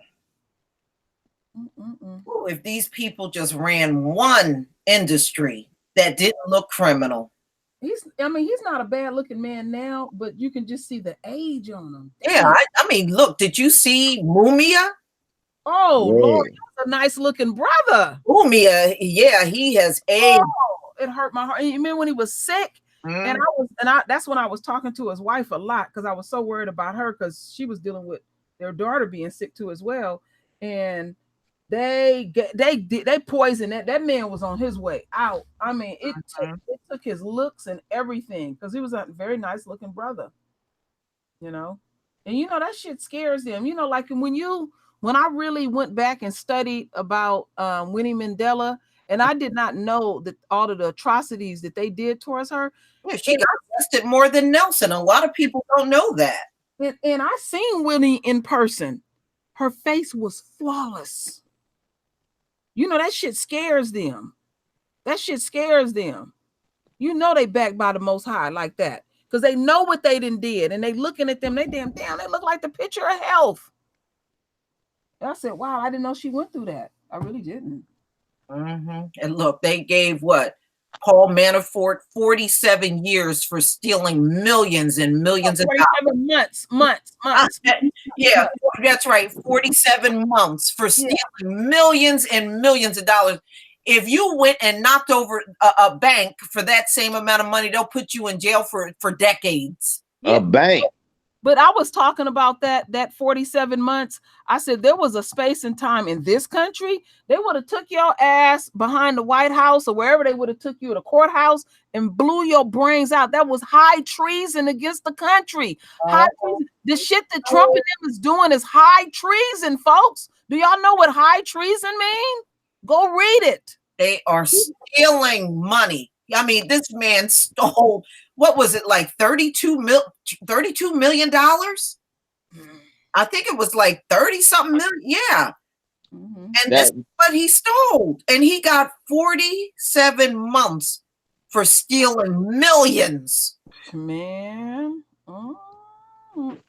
How much time Madoff get? Let me look. Because Madoff? at first, it's been so many years, I forgot. Because at first he only got 6 months in house arrest. And he said to this day, he said he ain't sorry for what he did. He ain't sorry. He was playing with the prosecutors and still doing crimes. And they say that they love America. Yep. They don't give a fuck about America. Please.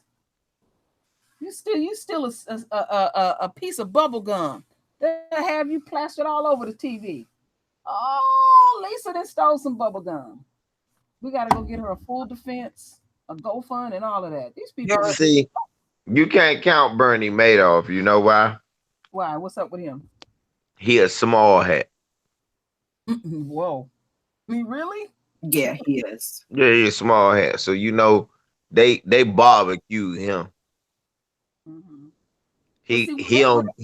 LVZ. Okay, go ahead. His release date is 2139.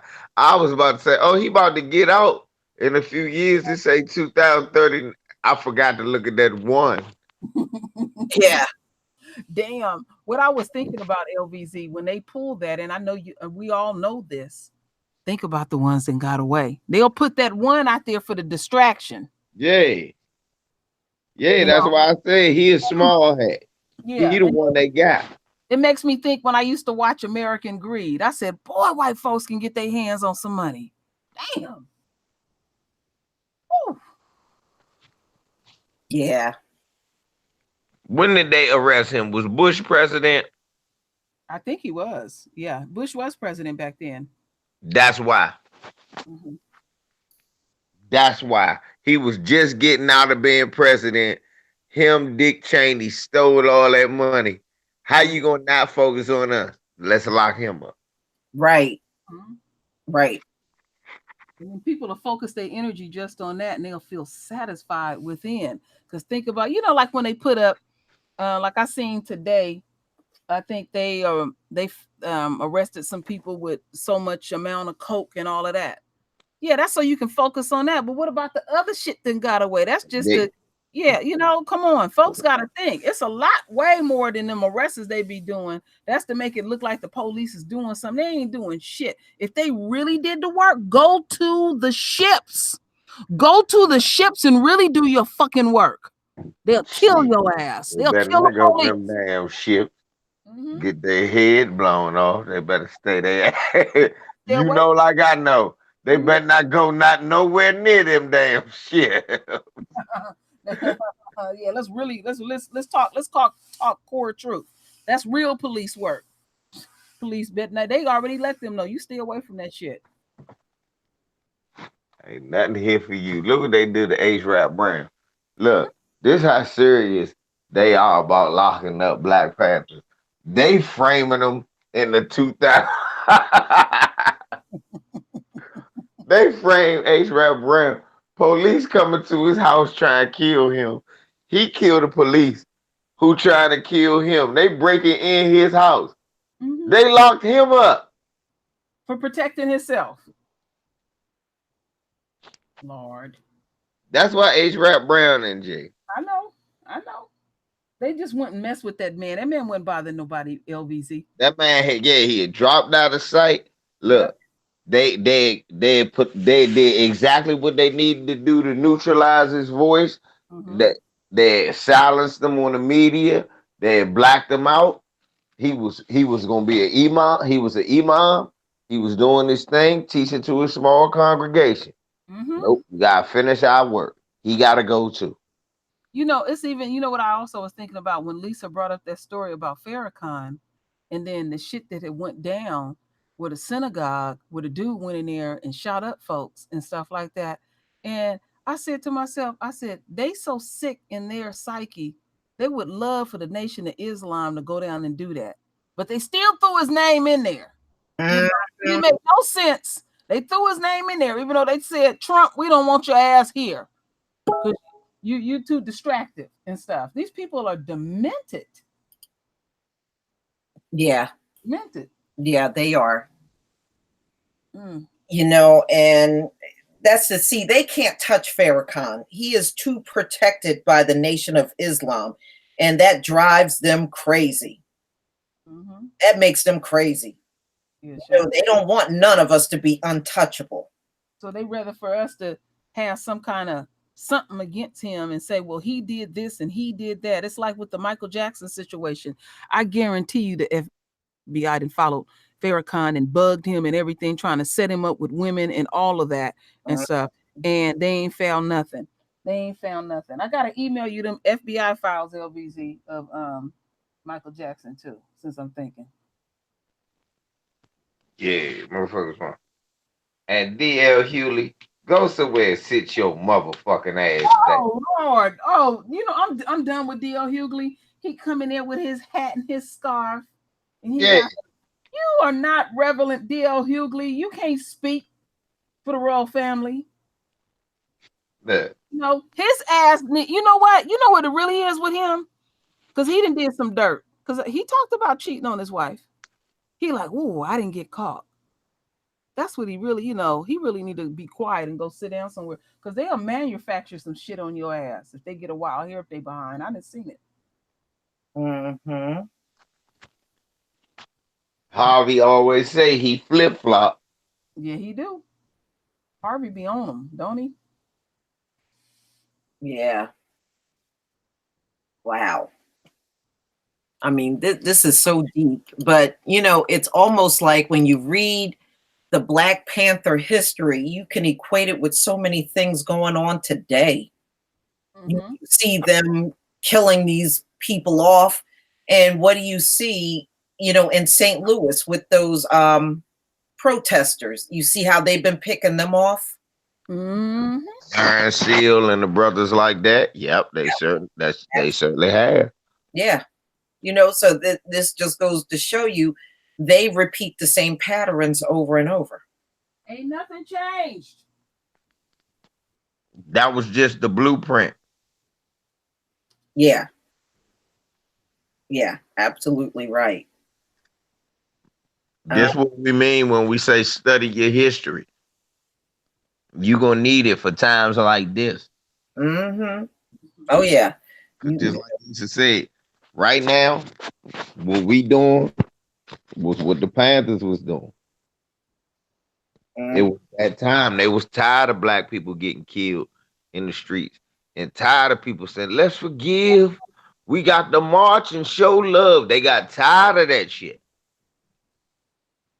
Oh, yeah. Somebody put up about marching about ADOS. We ain't marching for no fucking No. Hell no. No. No, we don't march. Our feet are tied. Yeah, that's totally ineffective. I know they're marching for Stephon Clark. I see all the stuff going on down there over that, but no, it's counterproductive. And in my opinion, marching would ruin the entire movement. No way. All due respect, though, marching for Stephon Clark is par for the course. That's about appropriate. That's some type. Hey, look, Stephon would have wanted it that way. Lord have mercy. Yeah.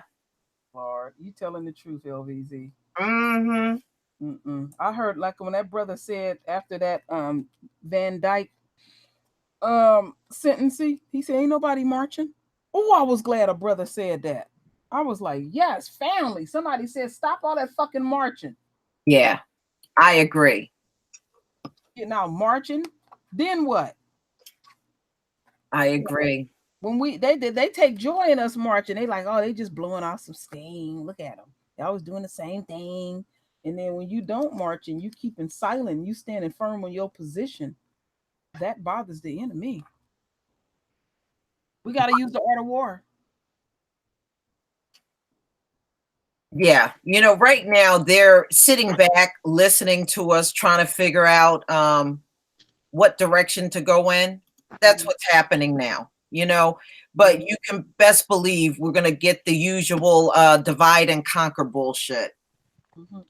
That's okay. See, they stupid. Because just like we telling the youngsters, the dumbasses should be listening and learning too. We just the ones that's going to open up the mind. We just said it. It was youngsters that started this movement. They were spin-offs of older cats like Malcolm X, and they start taking it to a next level. Mm-hmm. Well, that's what I'm saying. When you think about what happened in Baltimore, people keep forgetting what kicked off the uprisings in Baltimore. The youngsters, the high school youngsters started it all. They said, man, we leaving school. Fuck this. And then they start throwing rocks at cop cars and shit like that. That's when you saw moms out there, coon mom out there. You better not be out there throwing rocks at massa, beating their son and shit for doing what he was supposed to do. And then that's what turned everything into what it was in Baltimore. It was a bunch of young riders. They got tired. Yeah. Mm-hmm. Mm-hmm. So I'm just saying, as a word to wisdom, like I say, they can keep watching me and keep trying to silence me, and silence you and silence everybody else, but these kids ain't stupid. Yeah. They see what they see, and when they make a move, you ain't gonna know. Just they gonna know. Mm-hmm. And see, the thing is, I wanted to add to that too, LVZ. That's why people are tired of these gatekeepers and the coon caucus, or people like Clyburn, is that um, they're holding back, and that's why what I did on what I'm continue to do on my channel is about the ADS movement. I wanted people to read and have some younger folks there to read the private sector and all of this stuff, because a lot of these folks will hold this back. Let's lay it all out. Let's expose the medical industry, the universities, the everything that have built off of us and continue to build off of us and stuff. Because they're gonna look it up and they're gonna say, wait a minute, this shit was right here all along. That pisses them off. They will hurt you. Stop playing with these youngsters. Mm-hmm. They're not going backwards, and they really will hurt you. They don't like this, so I can understand how they feel, because I feel the same way. When I seen that Clyburn dude, I could have snatched the hole out of his ass. But that also, because Lisa was teaching that to me, when they start digging them old fogey stogies up and stuff, that let you know their fears. Mm-hmm.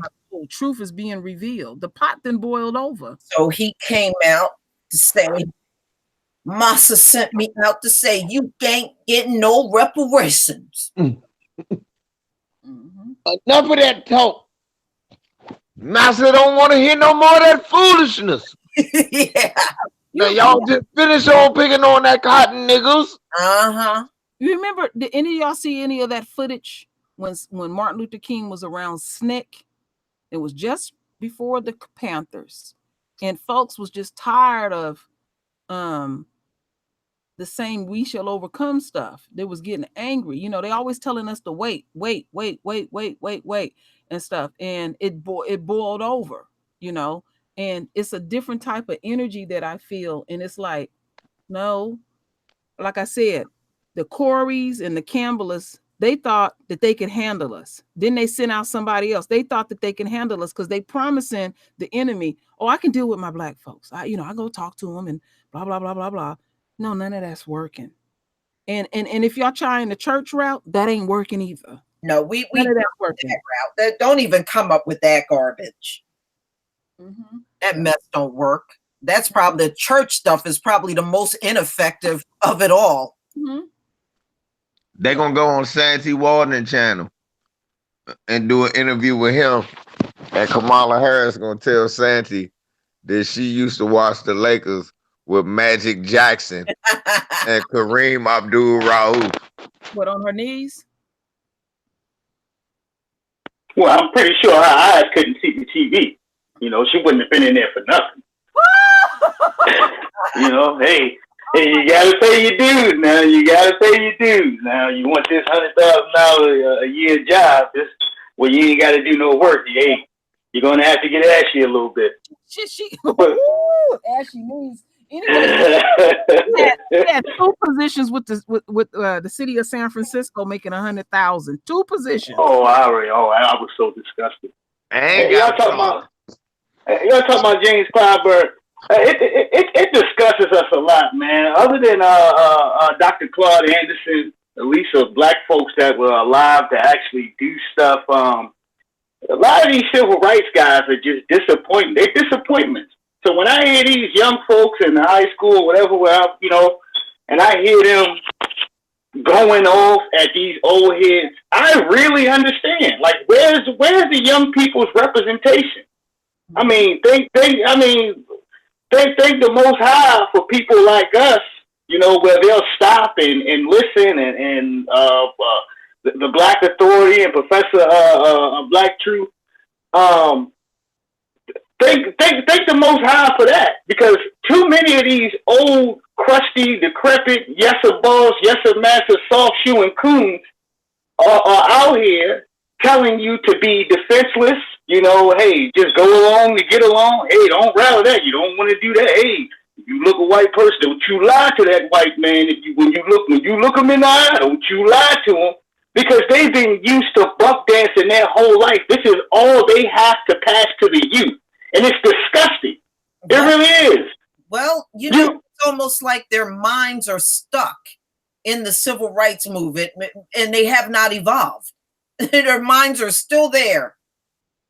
If they prick at you, you just pray for them. Get out of here with that crap. Right. They still like, same with John Lewis. Nobody wants to hear your crusty ass sitting there talking about how you got your ass whooped every time it's time for the Democrats to go vote and you want to pull black folks in. That shit looks bad. It looks pathetic. I don't see anybody else's representation getting behind a podium and telling people to go out and vote because somebody didn't put their foot in my ass. Come on now. You're teaching people to be soft. This is the militant stand. If you're going to hold something, you hold on to it solidly. And if you're going to do something, goddammit, you stand on your principles, meaning I'm going to die for mine. That should be your mindset. Santee Walden blood was rolling down my face as I was laying on the Edmund Pettus Bridge. And all I could think was the love that I had for my white brothers and sisters. Yeah. Act like that ass beating was priceless. It was welcome. Hey, beat my ass. I'm proud of it. I'm proud to have my ass beat. Man, if you don't get out of here. And the white folks that was passing out the ass whoopings, these people were paid something, what was it, like $15 or $25 a day? They was grabbing random white folks and deputizing them to hand out ass whoopings. Okay? They don't tell you the full story of what took place on that bridge. Okay? If anything, they really should have been fighting for something given the circumstances they are. These ain't even real police officers that's whooping your ass. They just throwing us. Yeah. And then you getting interviewed by the kids of the motherfuckers who whooped your ass. This is disgusting. It's filthy. And you looking at, he looked like he about to cry. Is he up there? Nobody need to see that sad shit. He looking like a ball, a damn Ninja Turtle up there with your lip curled up, looking sad and shit. Get this pathetic Negro out of here, man. If this is what I got to look at in order for some black empowerment, at least for some of these youth, they don't want to hear that shit. They're not interested in what their grandfather got to say, and for some of they sell out pop.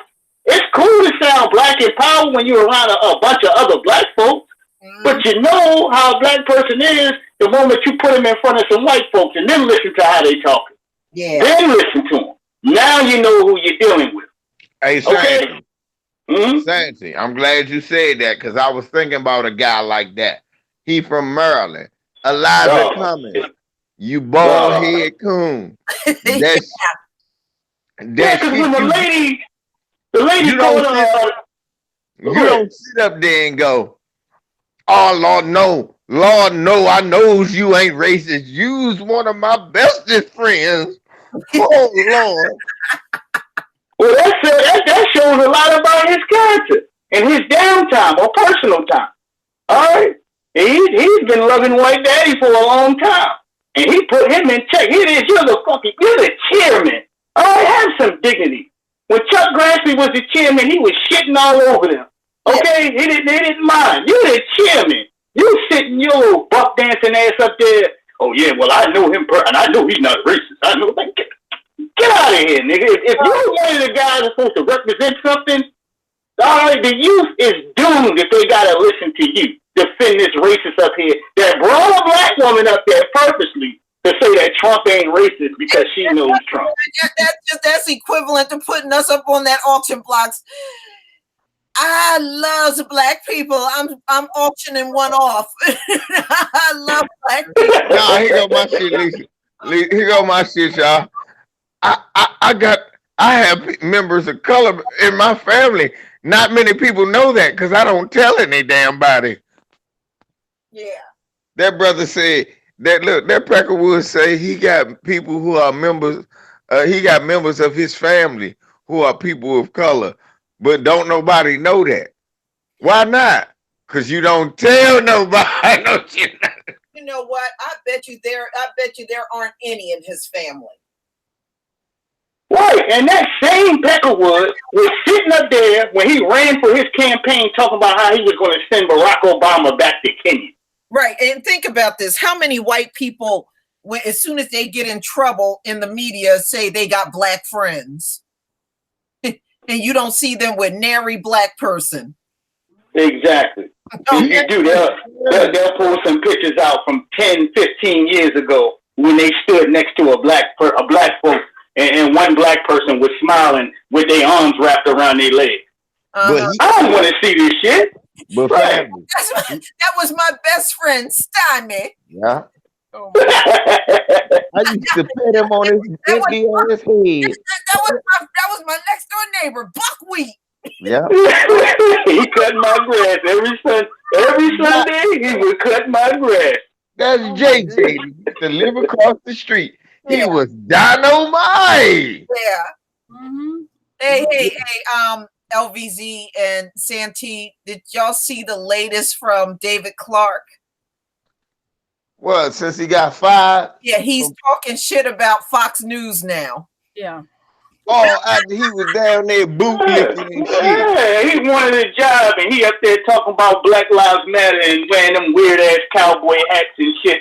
Like, man, look, dude, I'm not even gonna call you a brother. All right, please scoot 10 feet back. Matter of fact, turn around and just get the fuck out of here. Nobody cares about what you got to say about Fox News or any other white publication where you sitting up there running your mouth about some bullshit because you mad that White Daddy didn't accept you and Trump didn't give you a position. Get out of here. And the thing now, no, he ain't even talking bad about Black Lives Matter. He's talking bad about Fox News only. Right. Yeah. After you got out there, they're black, it ain't believable. Vicious beasts. They're black hooligans.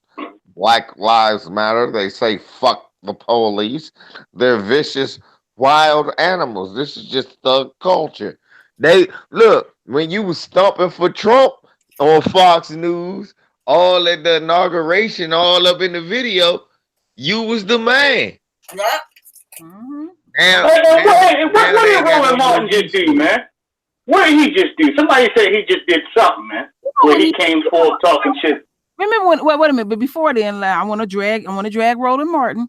Remember when Roland Martin and what Donna Brazile did, and they was passing on them questions to Hillary before time and stuff. So don't get mad at us, Roland. You did that shit. Well, your white mama, here you go. Let me show you the question. And what did she do for him? Not a damn thing. But she bought him a new ascot. That's what she did, and one of them a great sweatshirt. But what he been doing? He been copying our videos. Yeah. And we ain't dumb. Cause I'm subscribed to him. I watches his ass, and I said maybe I'm tripping. But when Lisa called me and said Roland copying us, yeah. Mm-hmm. It don't matter because at this point it's not believable. Okay, this guy done changed colors so many times. He's putting on dashikis now and goddamn all this other bullshit. It's like, look, guy, turn around and go that way. He's not believable. It's just he's a clown looking for attention and trying to get on one of these news stations for a job. He's always keeping for a gig. That's it. Hey, next week he gonna have some cornrows on his head and shit, and a blunt in his mouth and shit. Talk about Romart up in the house. Everybody know about Romart. He gonna find the dustiest couch he can sit on, right? With the blunt hanging from his lip, right? With a kufi on. He opens all of his videos now talking about weed. I'm gonna get smoke some of this loud. Nah, this was gonna mess y'all up. One day the video gonna come on. He go, how's the royal family? I hope everything. Oh my God. What the fuck? Hold up. I'm gonna rewind that shit back. It's gonna take like 10 seconds because you know you're gonna stutter. How's the royal family? Greetings. Welcome to Roll 'em On. He's gonna be high that day. Oh my goodness. But you gives me LVZ how tight it is in that studio. That studio tight. Yeah, he got a small basement. I know if one of his guests sneeze, they gonna knock the whole set over. Right. Mercy. I said, wait a minute, Roland, you've been reduced to the garage? Really? He's a public laughing stock. All right, this is what you don't do. And all that soft shoeing, don't worry, Angela Rye and all the rest of them about to be sitting right next to him. Okay? Right now, Roland Martin got a live stream. 36 people. 36 people. Some ain't adding up. 36 people. How many subs? You got over 200,000 subs. Some ain't adding up, Roland. That's them bots. Right. That's them motherfucking bots. That's what I could make a live stream about making a fish sandwich and get 36 people. Okay? On how to properly make a fish sandwich. All right? We got over 200,000 subs. And let put it this way. You damn near got 300,000 and you only got 36 people? Yeah. What are you doing? He's doing the best he can to cut a jig. It just ain't nobody even paying attention to him. Even the white supremacists that want for black folks to get off of ADOS, they're not even looking at him. There's no way they can use him. Okay, he don't even have a neck. Okay, so he's out here bullshitting and trying to do his best to show that he can get some notoriety and change the minds of the young black. Ain't no black youth waking up to no damn Roland Martin. They're not. They look at that guy and laugh. He's the weird guy at church that keep running up, giving people hugs and shaking your hand and looking at you for a long. He's that weird guy, you know. And that's what they see. That's what I see when I look at him. All right, a sad dude, and you done lost your last gig. Okay, your last job. White daddy ain't gonna give you no more job. Yeah, ain't that the truth? But yeah, you know, he's definitely. You can tell. Things aren't right for him. I was looking, I told True Royal, I woke up this morning and he had a video that was up for 5 hours, and it only had like 360 something views. Cause that shit was whack. Then he be having that motherfucker coon ass broad on that jump with them pearls and them glasses. What does she even do? What's her name? Brenda Jordan? She ain't nothing but Roland be bringing the most anonymous coons on that jump. Come on, now tell me what you think. No, on this channel, we gonna look. Man, that shit is lame. That's why. Then I seen Monique Presley on the joint one day without rolling, and I started laughing. And I asked myself, why am I watching this? And I realized why I was. I was trying to figure out. So what is Roland on vacation? Is he sick? Or she got the keys to his house? Is Monique Presley just coming in the basement while Roland upstairs sleep? And you can hear Roland all walking around the kitchen making peanut butter sandwiches and shit with his fat ass.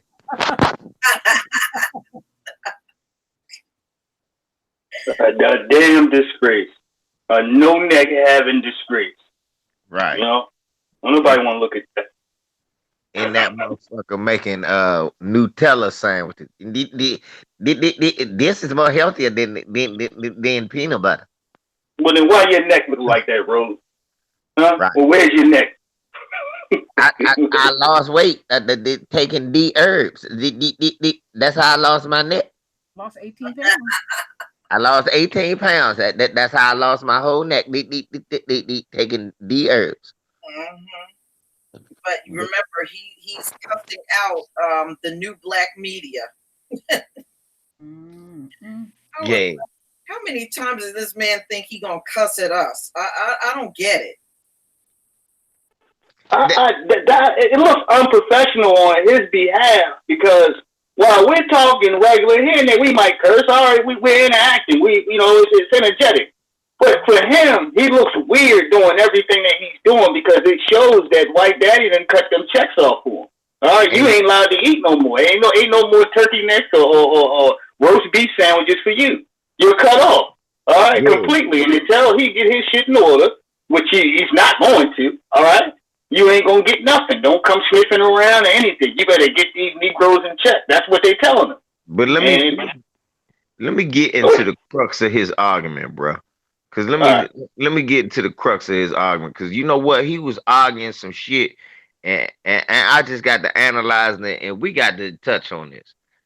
You little hating bitch ass nigga. I know you gonna hear this rolling because you watch our shit. Everybody shit. And you know how I know you watch everybody shit? Because you steal bits and pieces of people's shit. Okay. Well, listen here, Mrs. Martin. You was arguing that we just sit around and make videos. That ain't what you do. First of all, you kiss ass to talk to these white people who ain't gonna do nothing for us. We don't want to talk to them. I could easily go down Capitol Hill and cuss them out and harass them all day. That makes more of a difference than the shit you do. Furthermore, what do you mean we just sit down? Like I said, I was in Baltimore. Tariq was in Baltimore. Jason Black was in Baltimore. Then they was in Ferguson. Shit, they was in Chicago. Look, he did gentrify. They was all over the place. So when it come to interviewing people, Lisa don't got to go nowhere. True Raw don't got to go nowhere. Phil don't got to go nowhere. Know why? Because the streets come to you. When you in touch with the streets come to you and tell you, hey, look at this. Or, hey, I need some help. So, Roland mad that y'all could get an interview with Bunny, but he can't. You see what I'm saying? He actually argued that. See, think about what he said. He said he don't just sit on his ass. He goes out and get interviewed. Because I listened to what he said. I was like, hold on, what the fuck you mean? Hold on. That's a lie. We don't just sit. And even if we do, we still in touch with the whole community. You're not. And that's where the problem comes in, y'all. He don't have that access. Well, I got a question for you, LBZ. What has he done to be entitled to anything from the black community? What has he done? Nothing. I'm about to say, Santee, besides being fired from a bunch of jobs, bro, I have no fucking idea. I guess he think kissing white people ass at a TV station was something the black community needed. He only want butter biscuits for himself. That's his gripe. That's his gripe from start to finish. I need to get these butter biscuits for myself. Okay, my roof is falling off on the side. God damn it! I got car payments. All right, the back of my neck is itching. I got to do something about this bullshit here. And until you Negroes get in line, you're gonna be continue to cursing it for as long as he has a so-called audience. Because as True Royal said, your numbers don't match up to. You're supposed to have at least 10%, right, of your viewers for your live stream. You know, come on there to watch your video. You know, as far as your subscribers, this man has. I don't give a rat's ass what he has. The way I look at this guy, he's dead and stinking where he belongs at. Okay, stick a fork in him. All right, let the flies swarm over. and let's think about who we have to thank. Roland Martin is putting the game. What's his name? Paris Denard. Oh shit.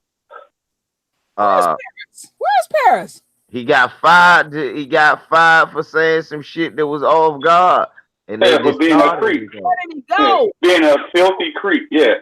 CNN said they don't want him no more. She let him stay wherever the fuck he gone. Fuck him. Paris Denard is sweet. He gave us Paris Denard. He gave us Shermichael, whatever his name is. He gave us the other little moist motherfucker. What's that chick? April Ryan, April whatever. Amber Phillips. Oh yeah, Amber Phillips. You can't stand her. Gave us the little Easy E Opal lady who went after Umar Johnson that time. He done gave us a lot of our most famous coons. yeah, you got to go over the mountains to find some of these bootlickers. Okay, you got to search wide and hard to pick up some of these jokers.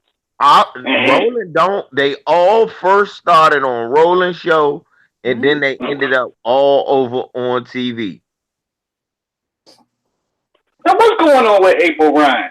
She was sitting there going off because something about Kamala Harrison, and she's a black woman, she's this, she's like, please sit down somewhere, okay?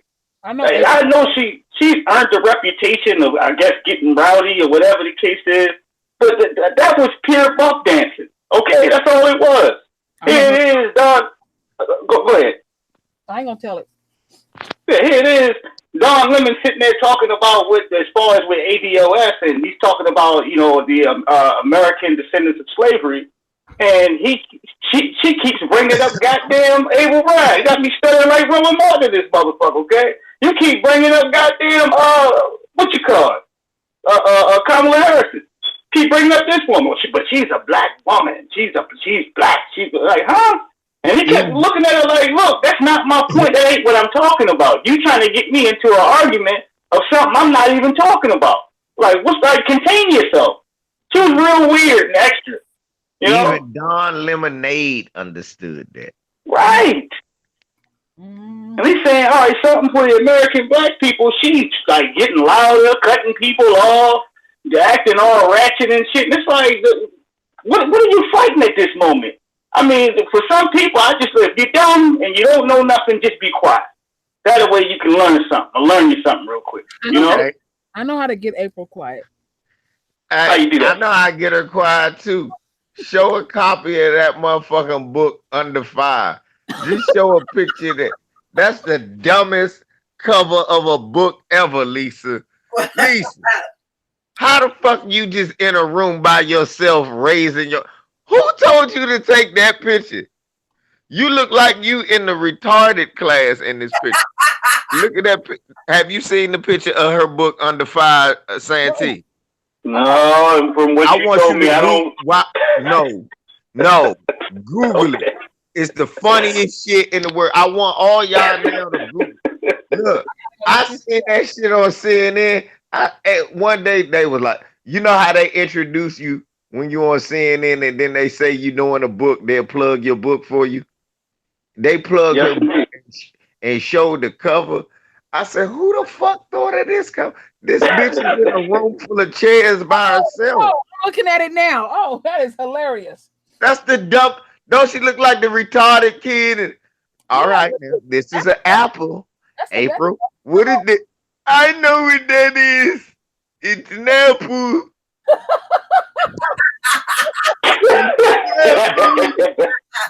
I know what that. Why are you ready? Look, that's what they could come up with. Bitch, you the only one in this room. Why are you ready? First of all, this is how terrible this is. Now she normally in a room full of people. Why not use one of those pictures? Why did you? That is retarded. Okay. I said, you just look dumb in this. Somebody should have told you about that. That was bad.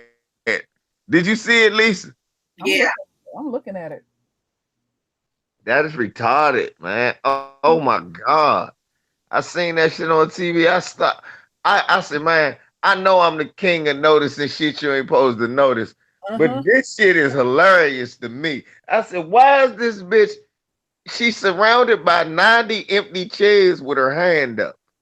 Who is she talking to? I don't see nobody. What is she waving at the cameraman? That's the best picture they could come up with? That's the best they could have thought of. Just feels threatened. She said she under fire. How? Because the white man won't answer your question. She divorced, you know that. Already? Been divorced. I thought she just got married.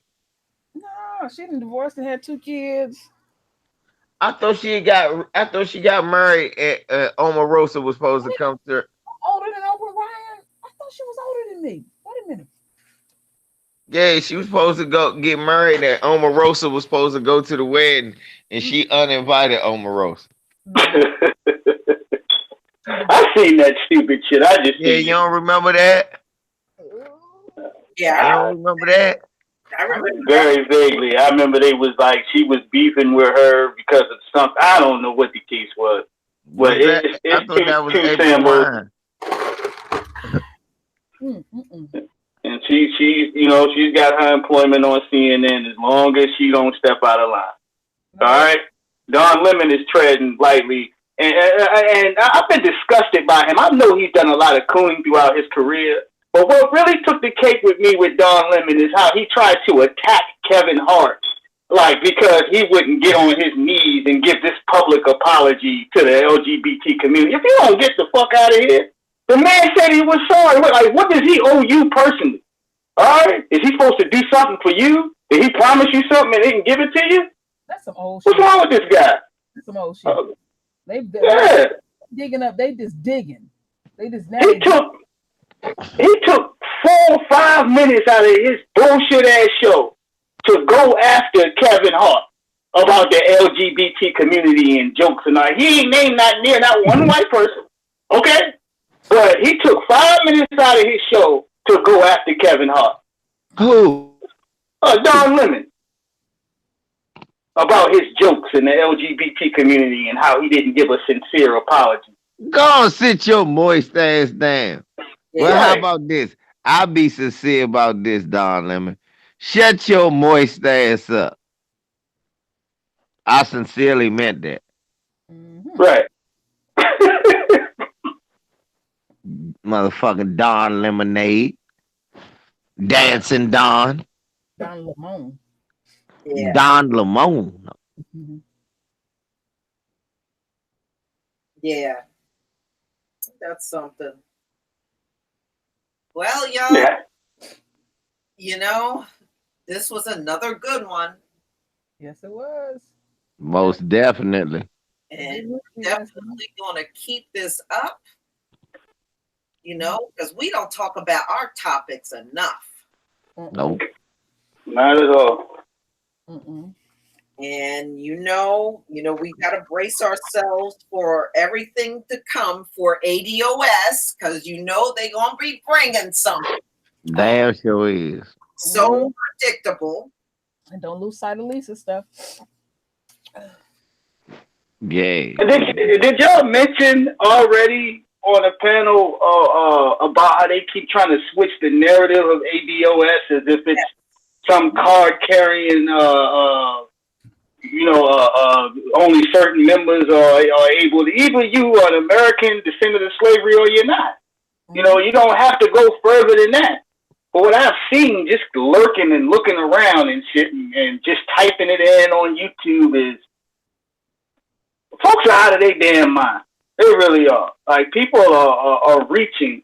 And as long as you have folks out here trying to switch the narrative, they can always try to do something else with it, but not underneath of these circumstances, I would say with this at least, because it's too simple and plain. Either you are or you ain't. You understand what I'm saying? Either you're stupid or you're not stupid.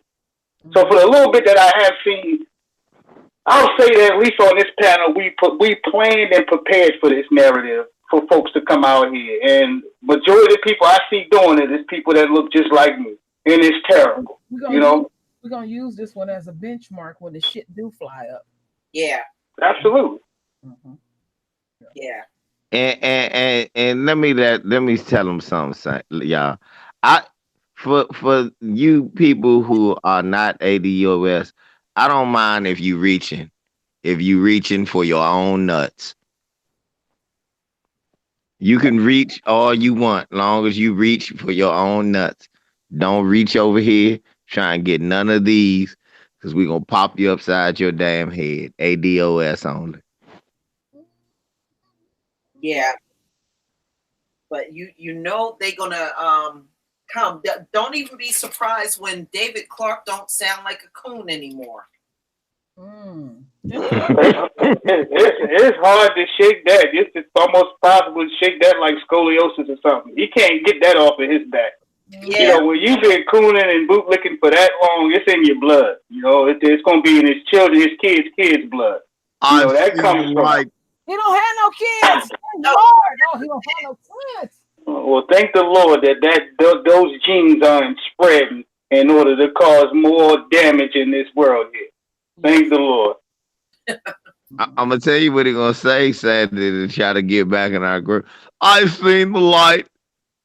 I've seen the light. I've learned from the teachings of Louis Farrakhan. That's how you gonna know he lying, because they ain't gonna be able to pronounce pronounce Farrakhan. Farrakhan. Yeah, you still cooning. He can't even get no sister. I'm just letting y'all know, no sister don't want that. Because the sister walking around with that is going to have to explain herself. No, to everybody, not to one person they're going to want to know what's going on. Did he need a ride home, or did he owe you a couple $, or? Yeah, ask a girl. I would have to interview your girl. How did that happen? Explain that to me. Yeah, well, he's friends with Stephen A. Yep.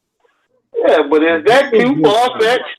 Looking at that black Muppet, Stephen A. Smith, is that too far-fetched to see a shoe shine dude like him hanging out with David Clark? Well, I hang out with my boy, Sheriff David Clark. And, even though we don't agree on everything, it's a lot of things that we do agree on, like how the black community. Yeah, him and the black Muppet hanging out is that's to be expected. Both of them did a lot of cooning throughout their career, and I would be one of the people that say that they deserve each other. Got me studying like Roland Martin, man. Goddamn. You right about that? I just think that's hilarious. Now he wants to come around everybody talking about Fox News. Fuck him. Please. Yeah, when Fox News gave him his bone. They brought him out there and showed him love and put him as this model citizen for what all black folks should think when it comes to Black Lives Matter. I kept telling everybody, 43 videos later, he was a special type of coon. I said, he a coon when white folks ain't even around. He don't know when to shut that shit off. Yeah. They couldn't control him. Well, we tried to tell him Coonan didn't come with a retirement plan, but I guess he knows now. I just need Becky to write that book. Shit. Come on now. You said he was married to a white woman, right? Yeah. I predicted his divorce. 3 years. Well, that is. I said this dude divorce. I know his type. That explains about 8% of it. Okay, maybe 8% of what you call. But he was jumping on Becky. He was whooping her ass. That took me for a loop there. I ain't gonna lie. White women, no women. Yeah. How about that one? I said, wait a minute, he jumping on Becky. Yeah, if I was the neighbor, I'd just turn the music up. That's it. I turn it up. Light me an El Capone, another El Capone, and pour me another beer out the refrigerator. Scratch the back of my neck. I used to hear my grandmother say, well, I see what his favorite indoor sports is, whooping his woman's ass. I said, oh, Lord have mercy. That's a lot of information. Ooh. Yeah. Well, that's okay. You know, like I said, we don't want him back. Okay. Yep. Y'all can keep him and Tiger Woods. Yeah. So what did Tiger Woods do other than say that he wasn't black and get beat upside his head with a golf club and all that, and his hairline was disorientated? I would have paid. Ain't that enough right there, Sandy? Goddamn. Yeah, I think it is. What the fuck else? I would have paid for them pictures. I would have paid for them pictures. He don't need our community. He needs to go back to the Kablasian community. Yeah. The people he loved and the people who love him. He know how to juggle them 2 phones he had. He got caught up. That shit. Yeah, I mean he was out here eating all that Wonder Bread, so he should be full. You know, he running around here, he eating all these slices of Wonder Bread. Got him in trouble. He was cheap. The girls would ask him for a little extra money. I ain't giving you no money. You know, he cheap on top of that. Yeah. But boy, when Becky found out, she beat that ass. He was consistent about. One thing he was consistent about. Every woman that he cheated with was a Becky. Yes. He stayed consistent, true to himself. That don't make no damn sense. Hey, it makes all the sense in the world. Yeah, no, it makes sense, but it don't, Sandy. You know it don't. That don't make no damn sense. That girl hit the lottery messing around with him. Shit. Yeah. And them was some rubber face bitches, boy. Them bitches was ugly. He said, I got this bag. I'm going to get me some average white women. Yeah, a bunch of... hey, he got a bunch of Botox bitches. That shit ain't right at all.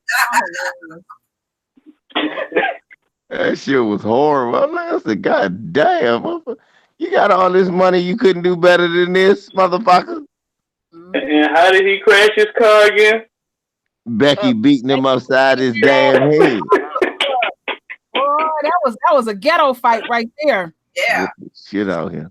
That the shoe, man. I remember he had proposed marriage to her in South Africa. And then I remember first she was a babysitter, then she was a nanny, then she was a supermodel. Hold up, go back. He did what? You can look it up yourself to verify it. He proposed to her with in South Africa. The ghost of Winnie Mandela should have whooped his ass, you swirling son of a bitch. You gonna go over there and do something, you bastard. The shit that they do. You bastard. You coon bastard. You gonna go to the land of apartheid where black people living in with your big teeth ass. You know how Tiger talk. Becky. I just love you so much. Funny.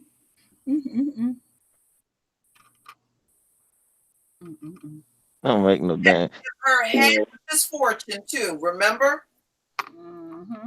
Yeah. Well, how much money? You said it was $88 million. Was it more than that? I don't know. It's somewhere along that line. Yeah. Remember when he came out press conference with his mother? He got some religion. You know, he went back to Buddha. Yeah, white women eat you all the time. Back to Buddha, and then about a week later, he went back to white women. Right, exactly. Talk about he went to a sex clinic. A sex clinic? Talk about that he needed treatment. He said, "What he had a sex issue." He said he had a sex addiction, and he needed to get treatment. I was like, well, how the fuck? What are they gonna do? Lock him in a hospital full of black nurses? Yeah, well, Kanye. If you remember, Kanye came forward and said he had a sex addiction, and then next thing you know, he married Kim Kardashian. Damn right. And it cooled. Yeah, but that coon like his booty played with. He's a weirdo. Okay, on a whole nother level. That Sambo there. Okay, he's got a whole lot of different mental issues going on with him. And at the end, he tried to bail out the damn back door, talking about, "Oh, I finally realized that I've been used." Well, it's too late now, buddy. It's way too late. Nah, motherfucker. We realize we've been used. You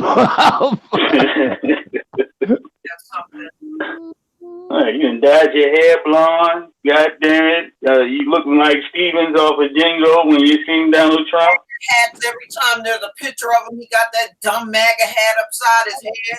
Yeah, big ass jaws and shit, jowls. Looking like trying to fuck up somebody's day with that dumb ass hat on. Like, what are you doing? It's a difference to think outside the box. You say, you know what, man? I would rather eat turkey today than chicken. Okay, all right, that's cool. I'll take the fish over the chicken. All right, we're thinking outside the box. But come on. His own wife said something he kind of special. Yeah, he's been like that. Hey, they the Wonder Bread to do it to you all the time. A couple slices of one. Look, yeah. And the Wonder Bread to have your ass on Instagram talking, "You talking about my wife, bro? You talking about my wife, bro?" One of them had her. So. Right. You talking about this skank and Drake making songs talking about Kiki, and you didn't know he's talking about your old lady. And this woman has been around the block, and she's made millions of dollars off of it just from being around the block. She on Pornhub. I seen it. So she is she? Yep. What you talking about, True Royal? I didn't see him. I'm like, "Ooh, Kim." True Royal, you talking about my wife, auntie? Girlfriend got skills. Ooh, you just don't want nobody to be happy. We got kids. That bitch ain't think about that when she's fucking and sucking everything on the camera. Oh Lord. And them kids ain't even his. He need to cut it out. He need to stop that shit right now. Hey, who do you think he lying to? Them ain't your kids, man. I don't care if you name them Northwest, Southwest, whatever they goddamn names is. Them ain't your kids. All right, you better go take a DNA check and a dick check real quick and get the fuck out of there. Those are not your kids. I don't know what's wrong with these guys, man. He know he ain't been in there like that. She ain't let him put easy shit. At least they the right colors, man. At least they the right color. I give them that. Somebody said True Royal be Pornhub. Yeah, I've been over there looking. I'm grown. Shit. I'm going over there looking. Right. Yeah, I lost something over there a couple of days ago, so I had to go check to make sure that what you call. But yeah. To see how easy I can get on it. True Royal. Yes. You know, David Clark is gonna be over there an awful lot now that he lost his Fox News. No, I don't want to see that. I don't think he will be. He gonna be on the gay cowboy spot.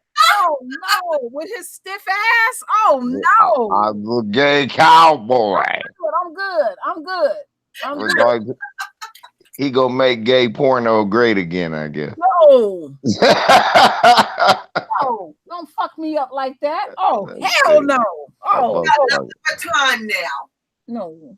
He got nothing but time. Nothing but it. I'm good. John Kelly blocked him from getting that job at the White House. I know John Kelly kicked him to the curb. If John Kelly said, I wonder how I could get diamond and silk. Yeah, John Kelly said he a fucking moron. Ain't no way I'm gonna let him in. But John Kelly, he don't like no black folk. No, he don't. No, he never has. He ain't like Black Crayon, Black Kingpin. Rid of diamond and silk. That's all. He can do that shit. He said Colin Powell was a bitch. Colin Powell, bitch. Fuck him. Now John Kelly talking about Trump real bad. He on the tour making them cool. Yeah, he gonna be over there on Porn Tube too. Oh Lord. Well, that ain't like I go over there every day. I'm not no porn freak, folks. I was just I thought these old dried up folks, when they get out of the damn government, they go to Fox News. I didn't know they was going to goddamn Pornhub. You see, this is some bullshit here. Yeah, go back to Fox News. He ain't got no other choice but Pornhub. Magic City Photography said, ain't nothing left for David Clark to do but drive Uber for the white. You're damn right. And cancel the ride every time you think you're about to pick up a black person. Yeah, I was about to say, he can't drive for us. And send him to the hood. I was about to say, he can't drive for us. Y'all know he get his ass whooped every time. Ain't you that nigga that called me a wild beast on TV?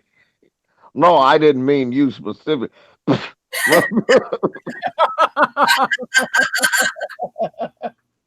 that's hilarious. Oh my goodness. Oh. Yeah. Whooping his ass. Remember when he was telling the black community, stop telling the cops to fix themselves, fix the ghetto. Yeah, that's right. That's what people send you to the ghetto. Yeah, nigga, you're gonna be asking the motherfucking dentist to fix your teeth by the niggas kicking your ass every neighborhood driving that. Oh, wait a minute.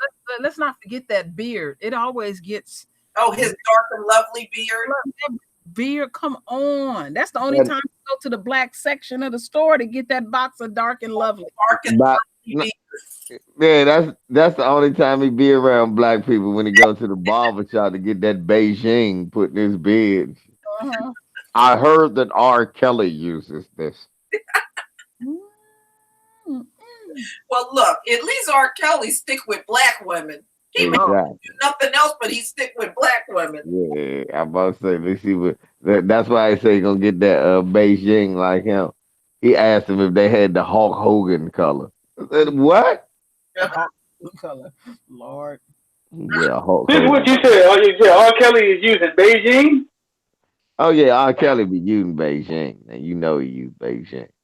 I mean, I guess he's 50 years old, so that's not too far fetched, I guess. R. Kelly used on top of his head too. R. Kelly used Beijing, plenty of them. I just pray R. Kelly don't do no more interviews. Damn. Oh yeah. Hey man, I mean, I try to be mature when I be watching that interview. Then I start laughing. I know you had to start laughing. I knew you were going to say that. You know me, Lisa. I can't.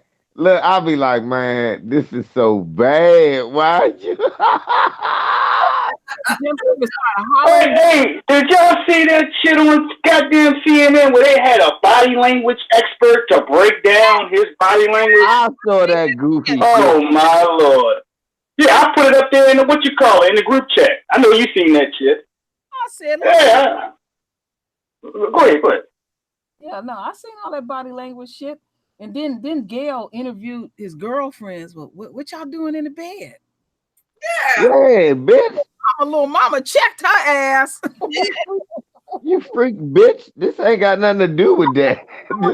Interview me because I'd be like, Gail, what about you being on your knees? I'd be like, hold up, you freak bitch. I know you messing around with white boys, Gail.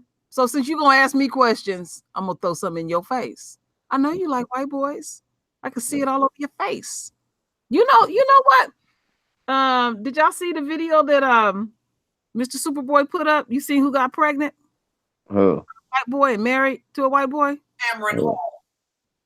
Oh, Tamron Hall. Okay. Got herself knocked up by Esau. By who? Alonzo Donna. A white boy. I'm surprised it ain't Lonzo Donna. No, they broke. Oh wow. You ain't know that? You ain't know that? Bullshit right there.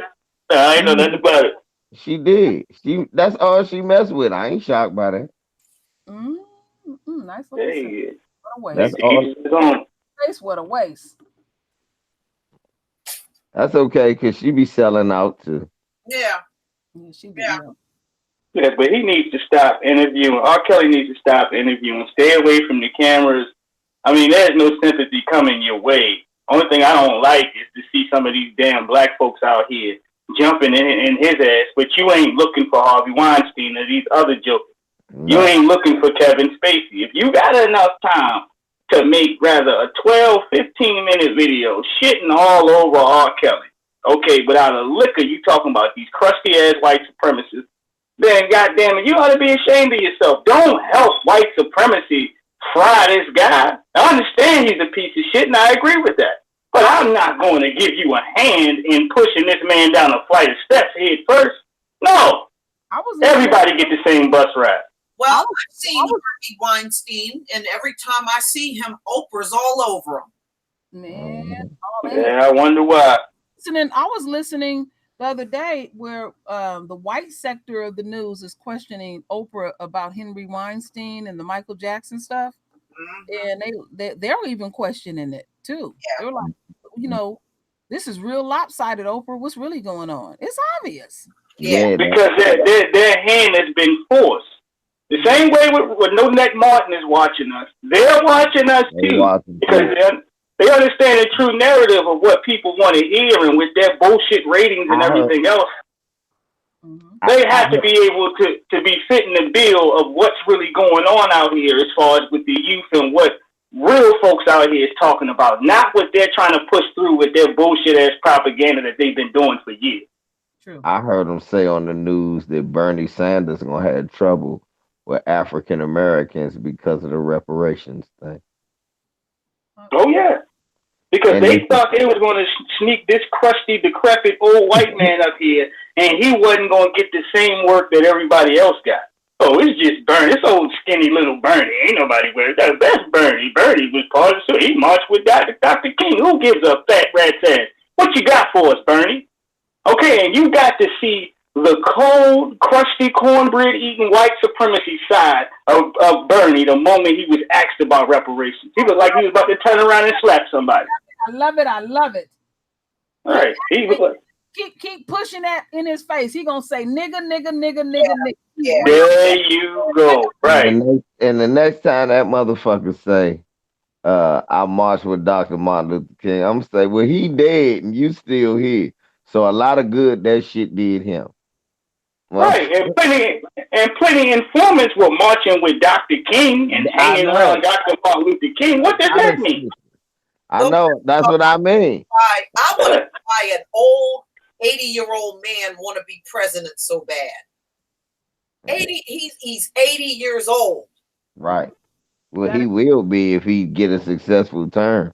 They need to show. And where is he? Where is he the senator at, or whatever, or Congress at? Vermont. And it's racist as fuck out there. And they drove that one black lady out there, and he ain't fight for her near nothing. He ain't say a damn word. Because I don't believe in reparations. She doesn't need reparations, and she doesn't need jobs here. She should go back and fight against the 1%. Every time the question comes up, this is what he say. What's reparations? It's what your damn people got. That's what it is. Actually, right, what you co-signed. What he co-signed with Chuck Schumer putting that Holocaust bill up. His name was one of the co-signs. You should have said, you know what reparations is?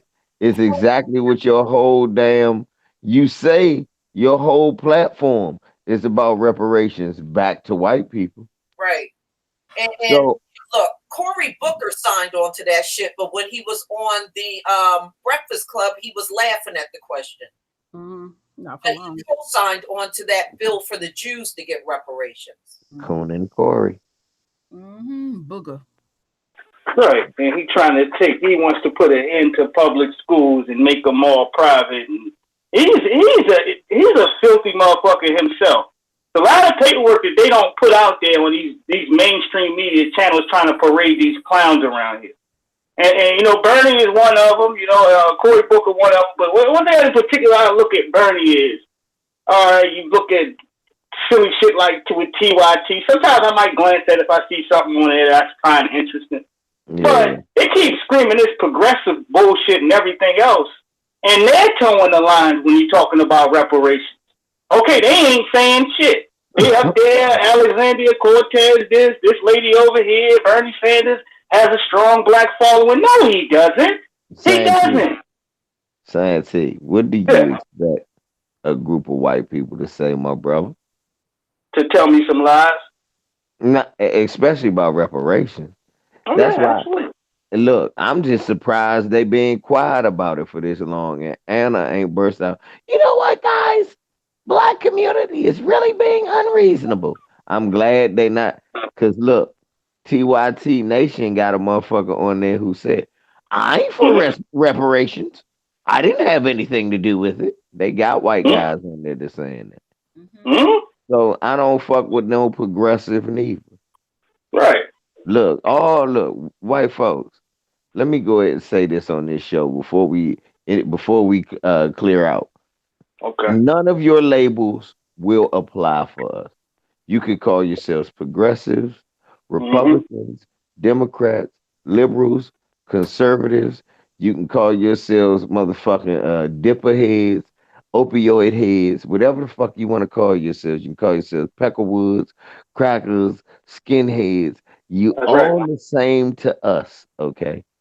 You're all the same to us, oppressors. We're not voting for you, motherfucker. Right. And you're not entitled to our votes, okay? We don't have to be scared and pushed into voting for your bullshit candidate because you're terrified that Donald Trump is going to have the rest of your roof cave in or somebody's going to snatch your husband out the house. I don't give a fat rat's ass, okay? And until they start passing some goddamn legislation on reparations and getting these bills through, there's no reason to talk to black folks at all. First, you're talking. Go ahead, Turo. Santee, to get the Jewish last reparations they got, that didn't go up for a vote in Congress. It just pushed through. Huh? Yep. It never went up for a vote. Nope. So all this bullshit with Nancy Pelosi running her crusty ass. So it may not pass through legislation. The bill may not even go through. It may not. They could just go ahead and just pass the shit without even having to fight through all this stuff. Right. That's what they did. And it's a difference, okay? It's a difference to me if you at least try to get the ball rolling. You say you support it, and then behind that, you put forth the bill and exact directly only for American descendants of slavery, and then you push this through Congress or wherever you got to push it through. Compared to you sitting and looking at, black folks like, the 10-20-30 bill, I could do something for all people. Fuck that. I want HR, what was it? HR 5446 before they ran them out. Congressman John Conyers Jr. had brought a reparations bill up every year and nobody voted on it. Every year, look it up. Every year he redid it and nobody voted, just him. So when they say, well, let's talk about Jim Clyburn, let's go, no. John Conyers already had one just for us. That's right. So let's start working on that one and give us some. If it's a bill already there, you got a bill right there, and all it's waiting for is somebody else to reintroduce it. See, he was the only one that would reintroduce it every year to try to get reparations. Nobody else would do it. So now that he's out of office, nobody else has done it. So the bill is already there, y'all. And we're supposed to sympathize because you start talking reparations in their position running for president, you're going to piss the white voters off. Well, what do I give a fuck? All right, how should I give a shit about this? Okay, black folks have been fighting other people's battles forever. Okay, keep the faith, You know, we gotta hold on. Hey, this is the time that we push together, and we for what? All right, so you can get another goddamn white supremacist elected that's just has a different color from red to blue, back from blue to red, and they practicing the same shit, and everybody else getting this and that while you sitting around, and there's no benefits for you whatsoever. Oh, of course, unless somebody else can get some. Fuck that. Okay. That's seriously how I feel about that with all of these jokers. Ain't none of them different. They could say we picking on Bernie or we didn't pick on. So what? God damn it! They destroyed themselves. Everybody got an opportunity to talk about what they was going to do and what was their opinion on reparations. We didn't make them say a goddamn thing. They killed themselves. And don't let's not forget the other thing is they're going to try to use the fear tactic. Well, if I don't vote, for the Democratic Party, Obama. You're gonna get not Obama, 4 more years of Trump. You're gonna get it. What's the fucking difference? What's the fucking difference? Right. So what? If we got through one set of 4 years, what makes you think we ain't gonna survive the next 4 years? Mm-hmm. Yeah, there it is. So they're gonna use that.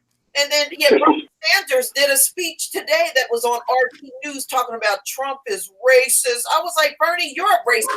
Look at how you react when reparations come up. You're one. Mm-hmm. Right. He looked like he never forgot the N-word. Like he remember how to use the N-word then when you asked him about reparations. Mm-hmm. He gonna snap one of these days. I gotta give it about 2 more days. It might be tomorrow. Yeah. Okay. All they gotta do is ask him every day. What about reparations? We had 8 years of George Washington, y'all. We had 8 years of Andrew Jackson, Andrew Johnson, Ronald Reagan, and fucking Richard Nixon, and John Kennedy, and motherfucking George Bush and his son. So Bill Clinton. So when you say, "Oh Lord, you better vote or you gonna get Master Trump," motherfucker. Well, the crime bill that Bill Clinton signed, my family ain't even got themselves back together since then. So there you go. Right. What difference do it make? Yeah, absolutely. You gonna go for one white supremacist over another? The same one wearing the red or over the blue, the Bloods and Crips in there is still gonna smack you upside the head with the same amount of white supremacy. That's right. Okay, I don't care about the numbers divide or who has more on this side or they got a couple progressives and they own this full of angry white men over here. Shit, if you want us to participate, you know what you got to do. Shit. And let that be a lesson, all right, for these thieves on here that's probably going to steal here tonight. Stop coming in front of TV telling us about the LGBT community and all the immigrants and attaching our name to it. Let them have that. Or talk about them two together. When they were doing shit for them, they standing alone. We wasn't partaking in any of that shit. That's why you didn't see black folks in the street. You ain't see black folks protesting in the street when that DACA shit popped off. And they was real mad at black folks. Anybody, Lisa pointed it out the other day on my channel. Have anybody seen a picture yet of some white folks in the cotton fields picking cotton? Some white folks in the cotton fields picking cotton. Somebody always want to lump us up with someone. No, we standing firm and alone. And this also exposes the Democratic Party. Y'all ass has been needed to get exposed. And this, I love this shit. You don't know how much I love this shit. Yeah, their cover need to be blown. Because they have been promoting, liberals, we're different. We're not like those Republicans.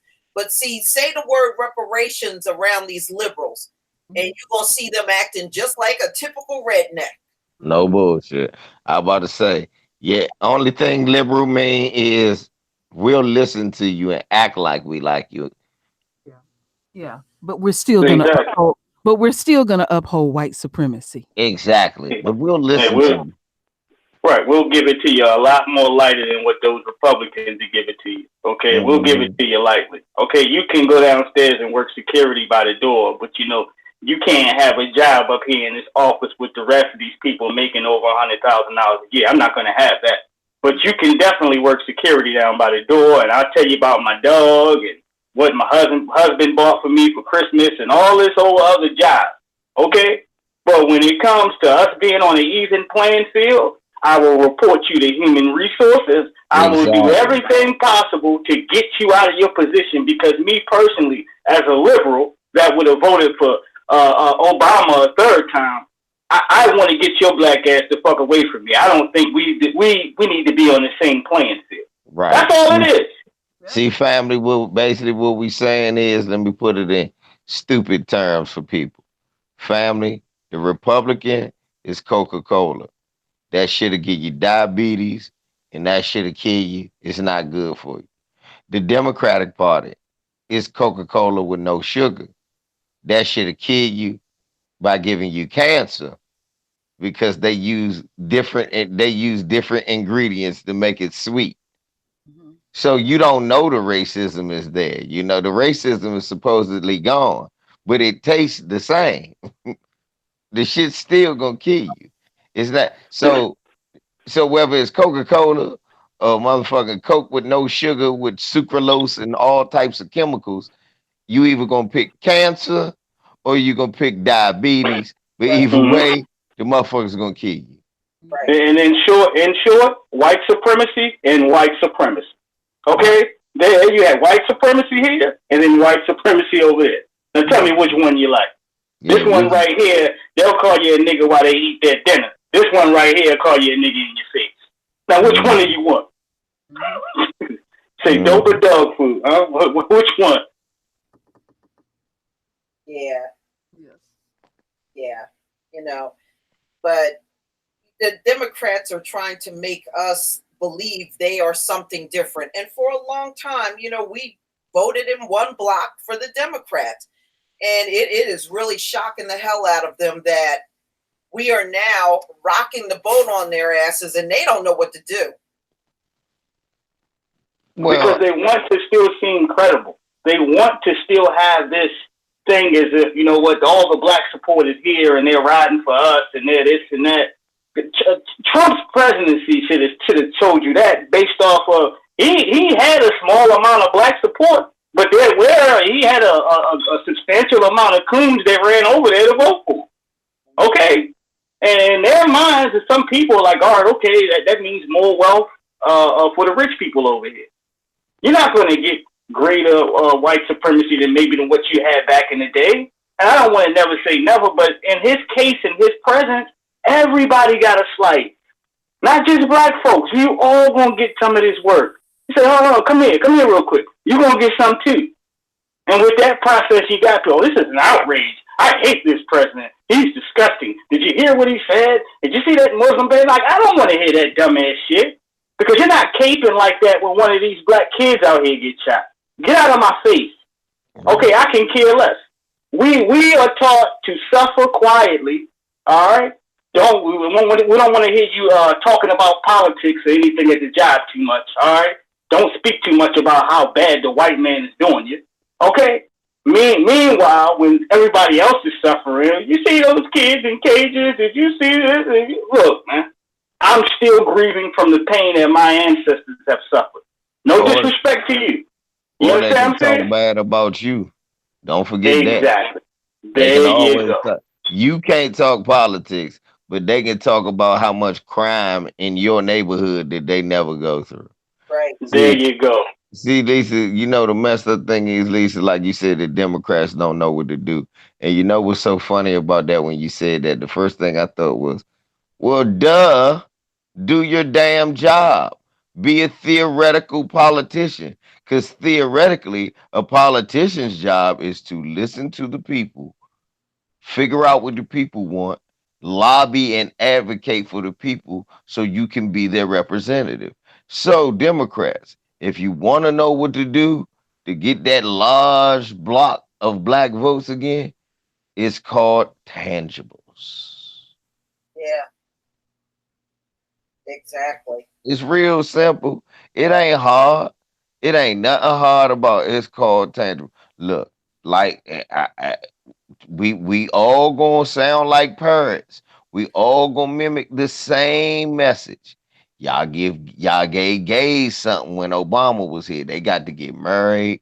They get to leave shit to each other in their will. They get to claim each other on their taxes. All of that.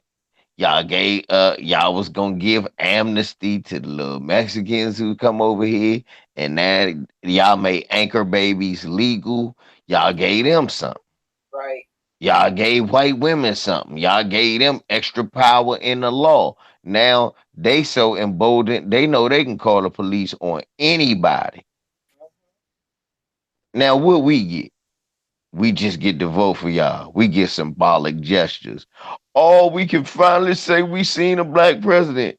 Yeah, that same time you saw a black president, you saw kids, black kids getting murdered with impunity. Right. So what did that symbolism do to you for real?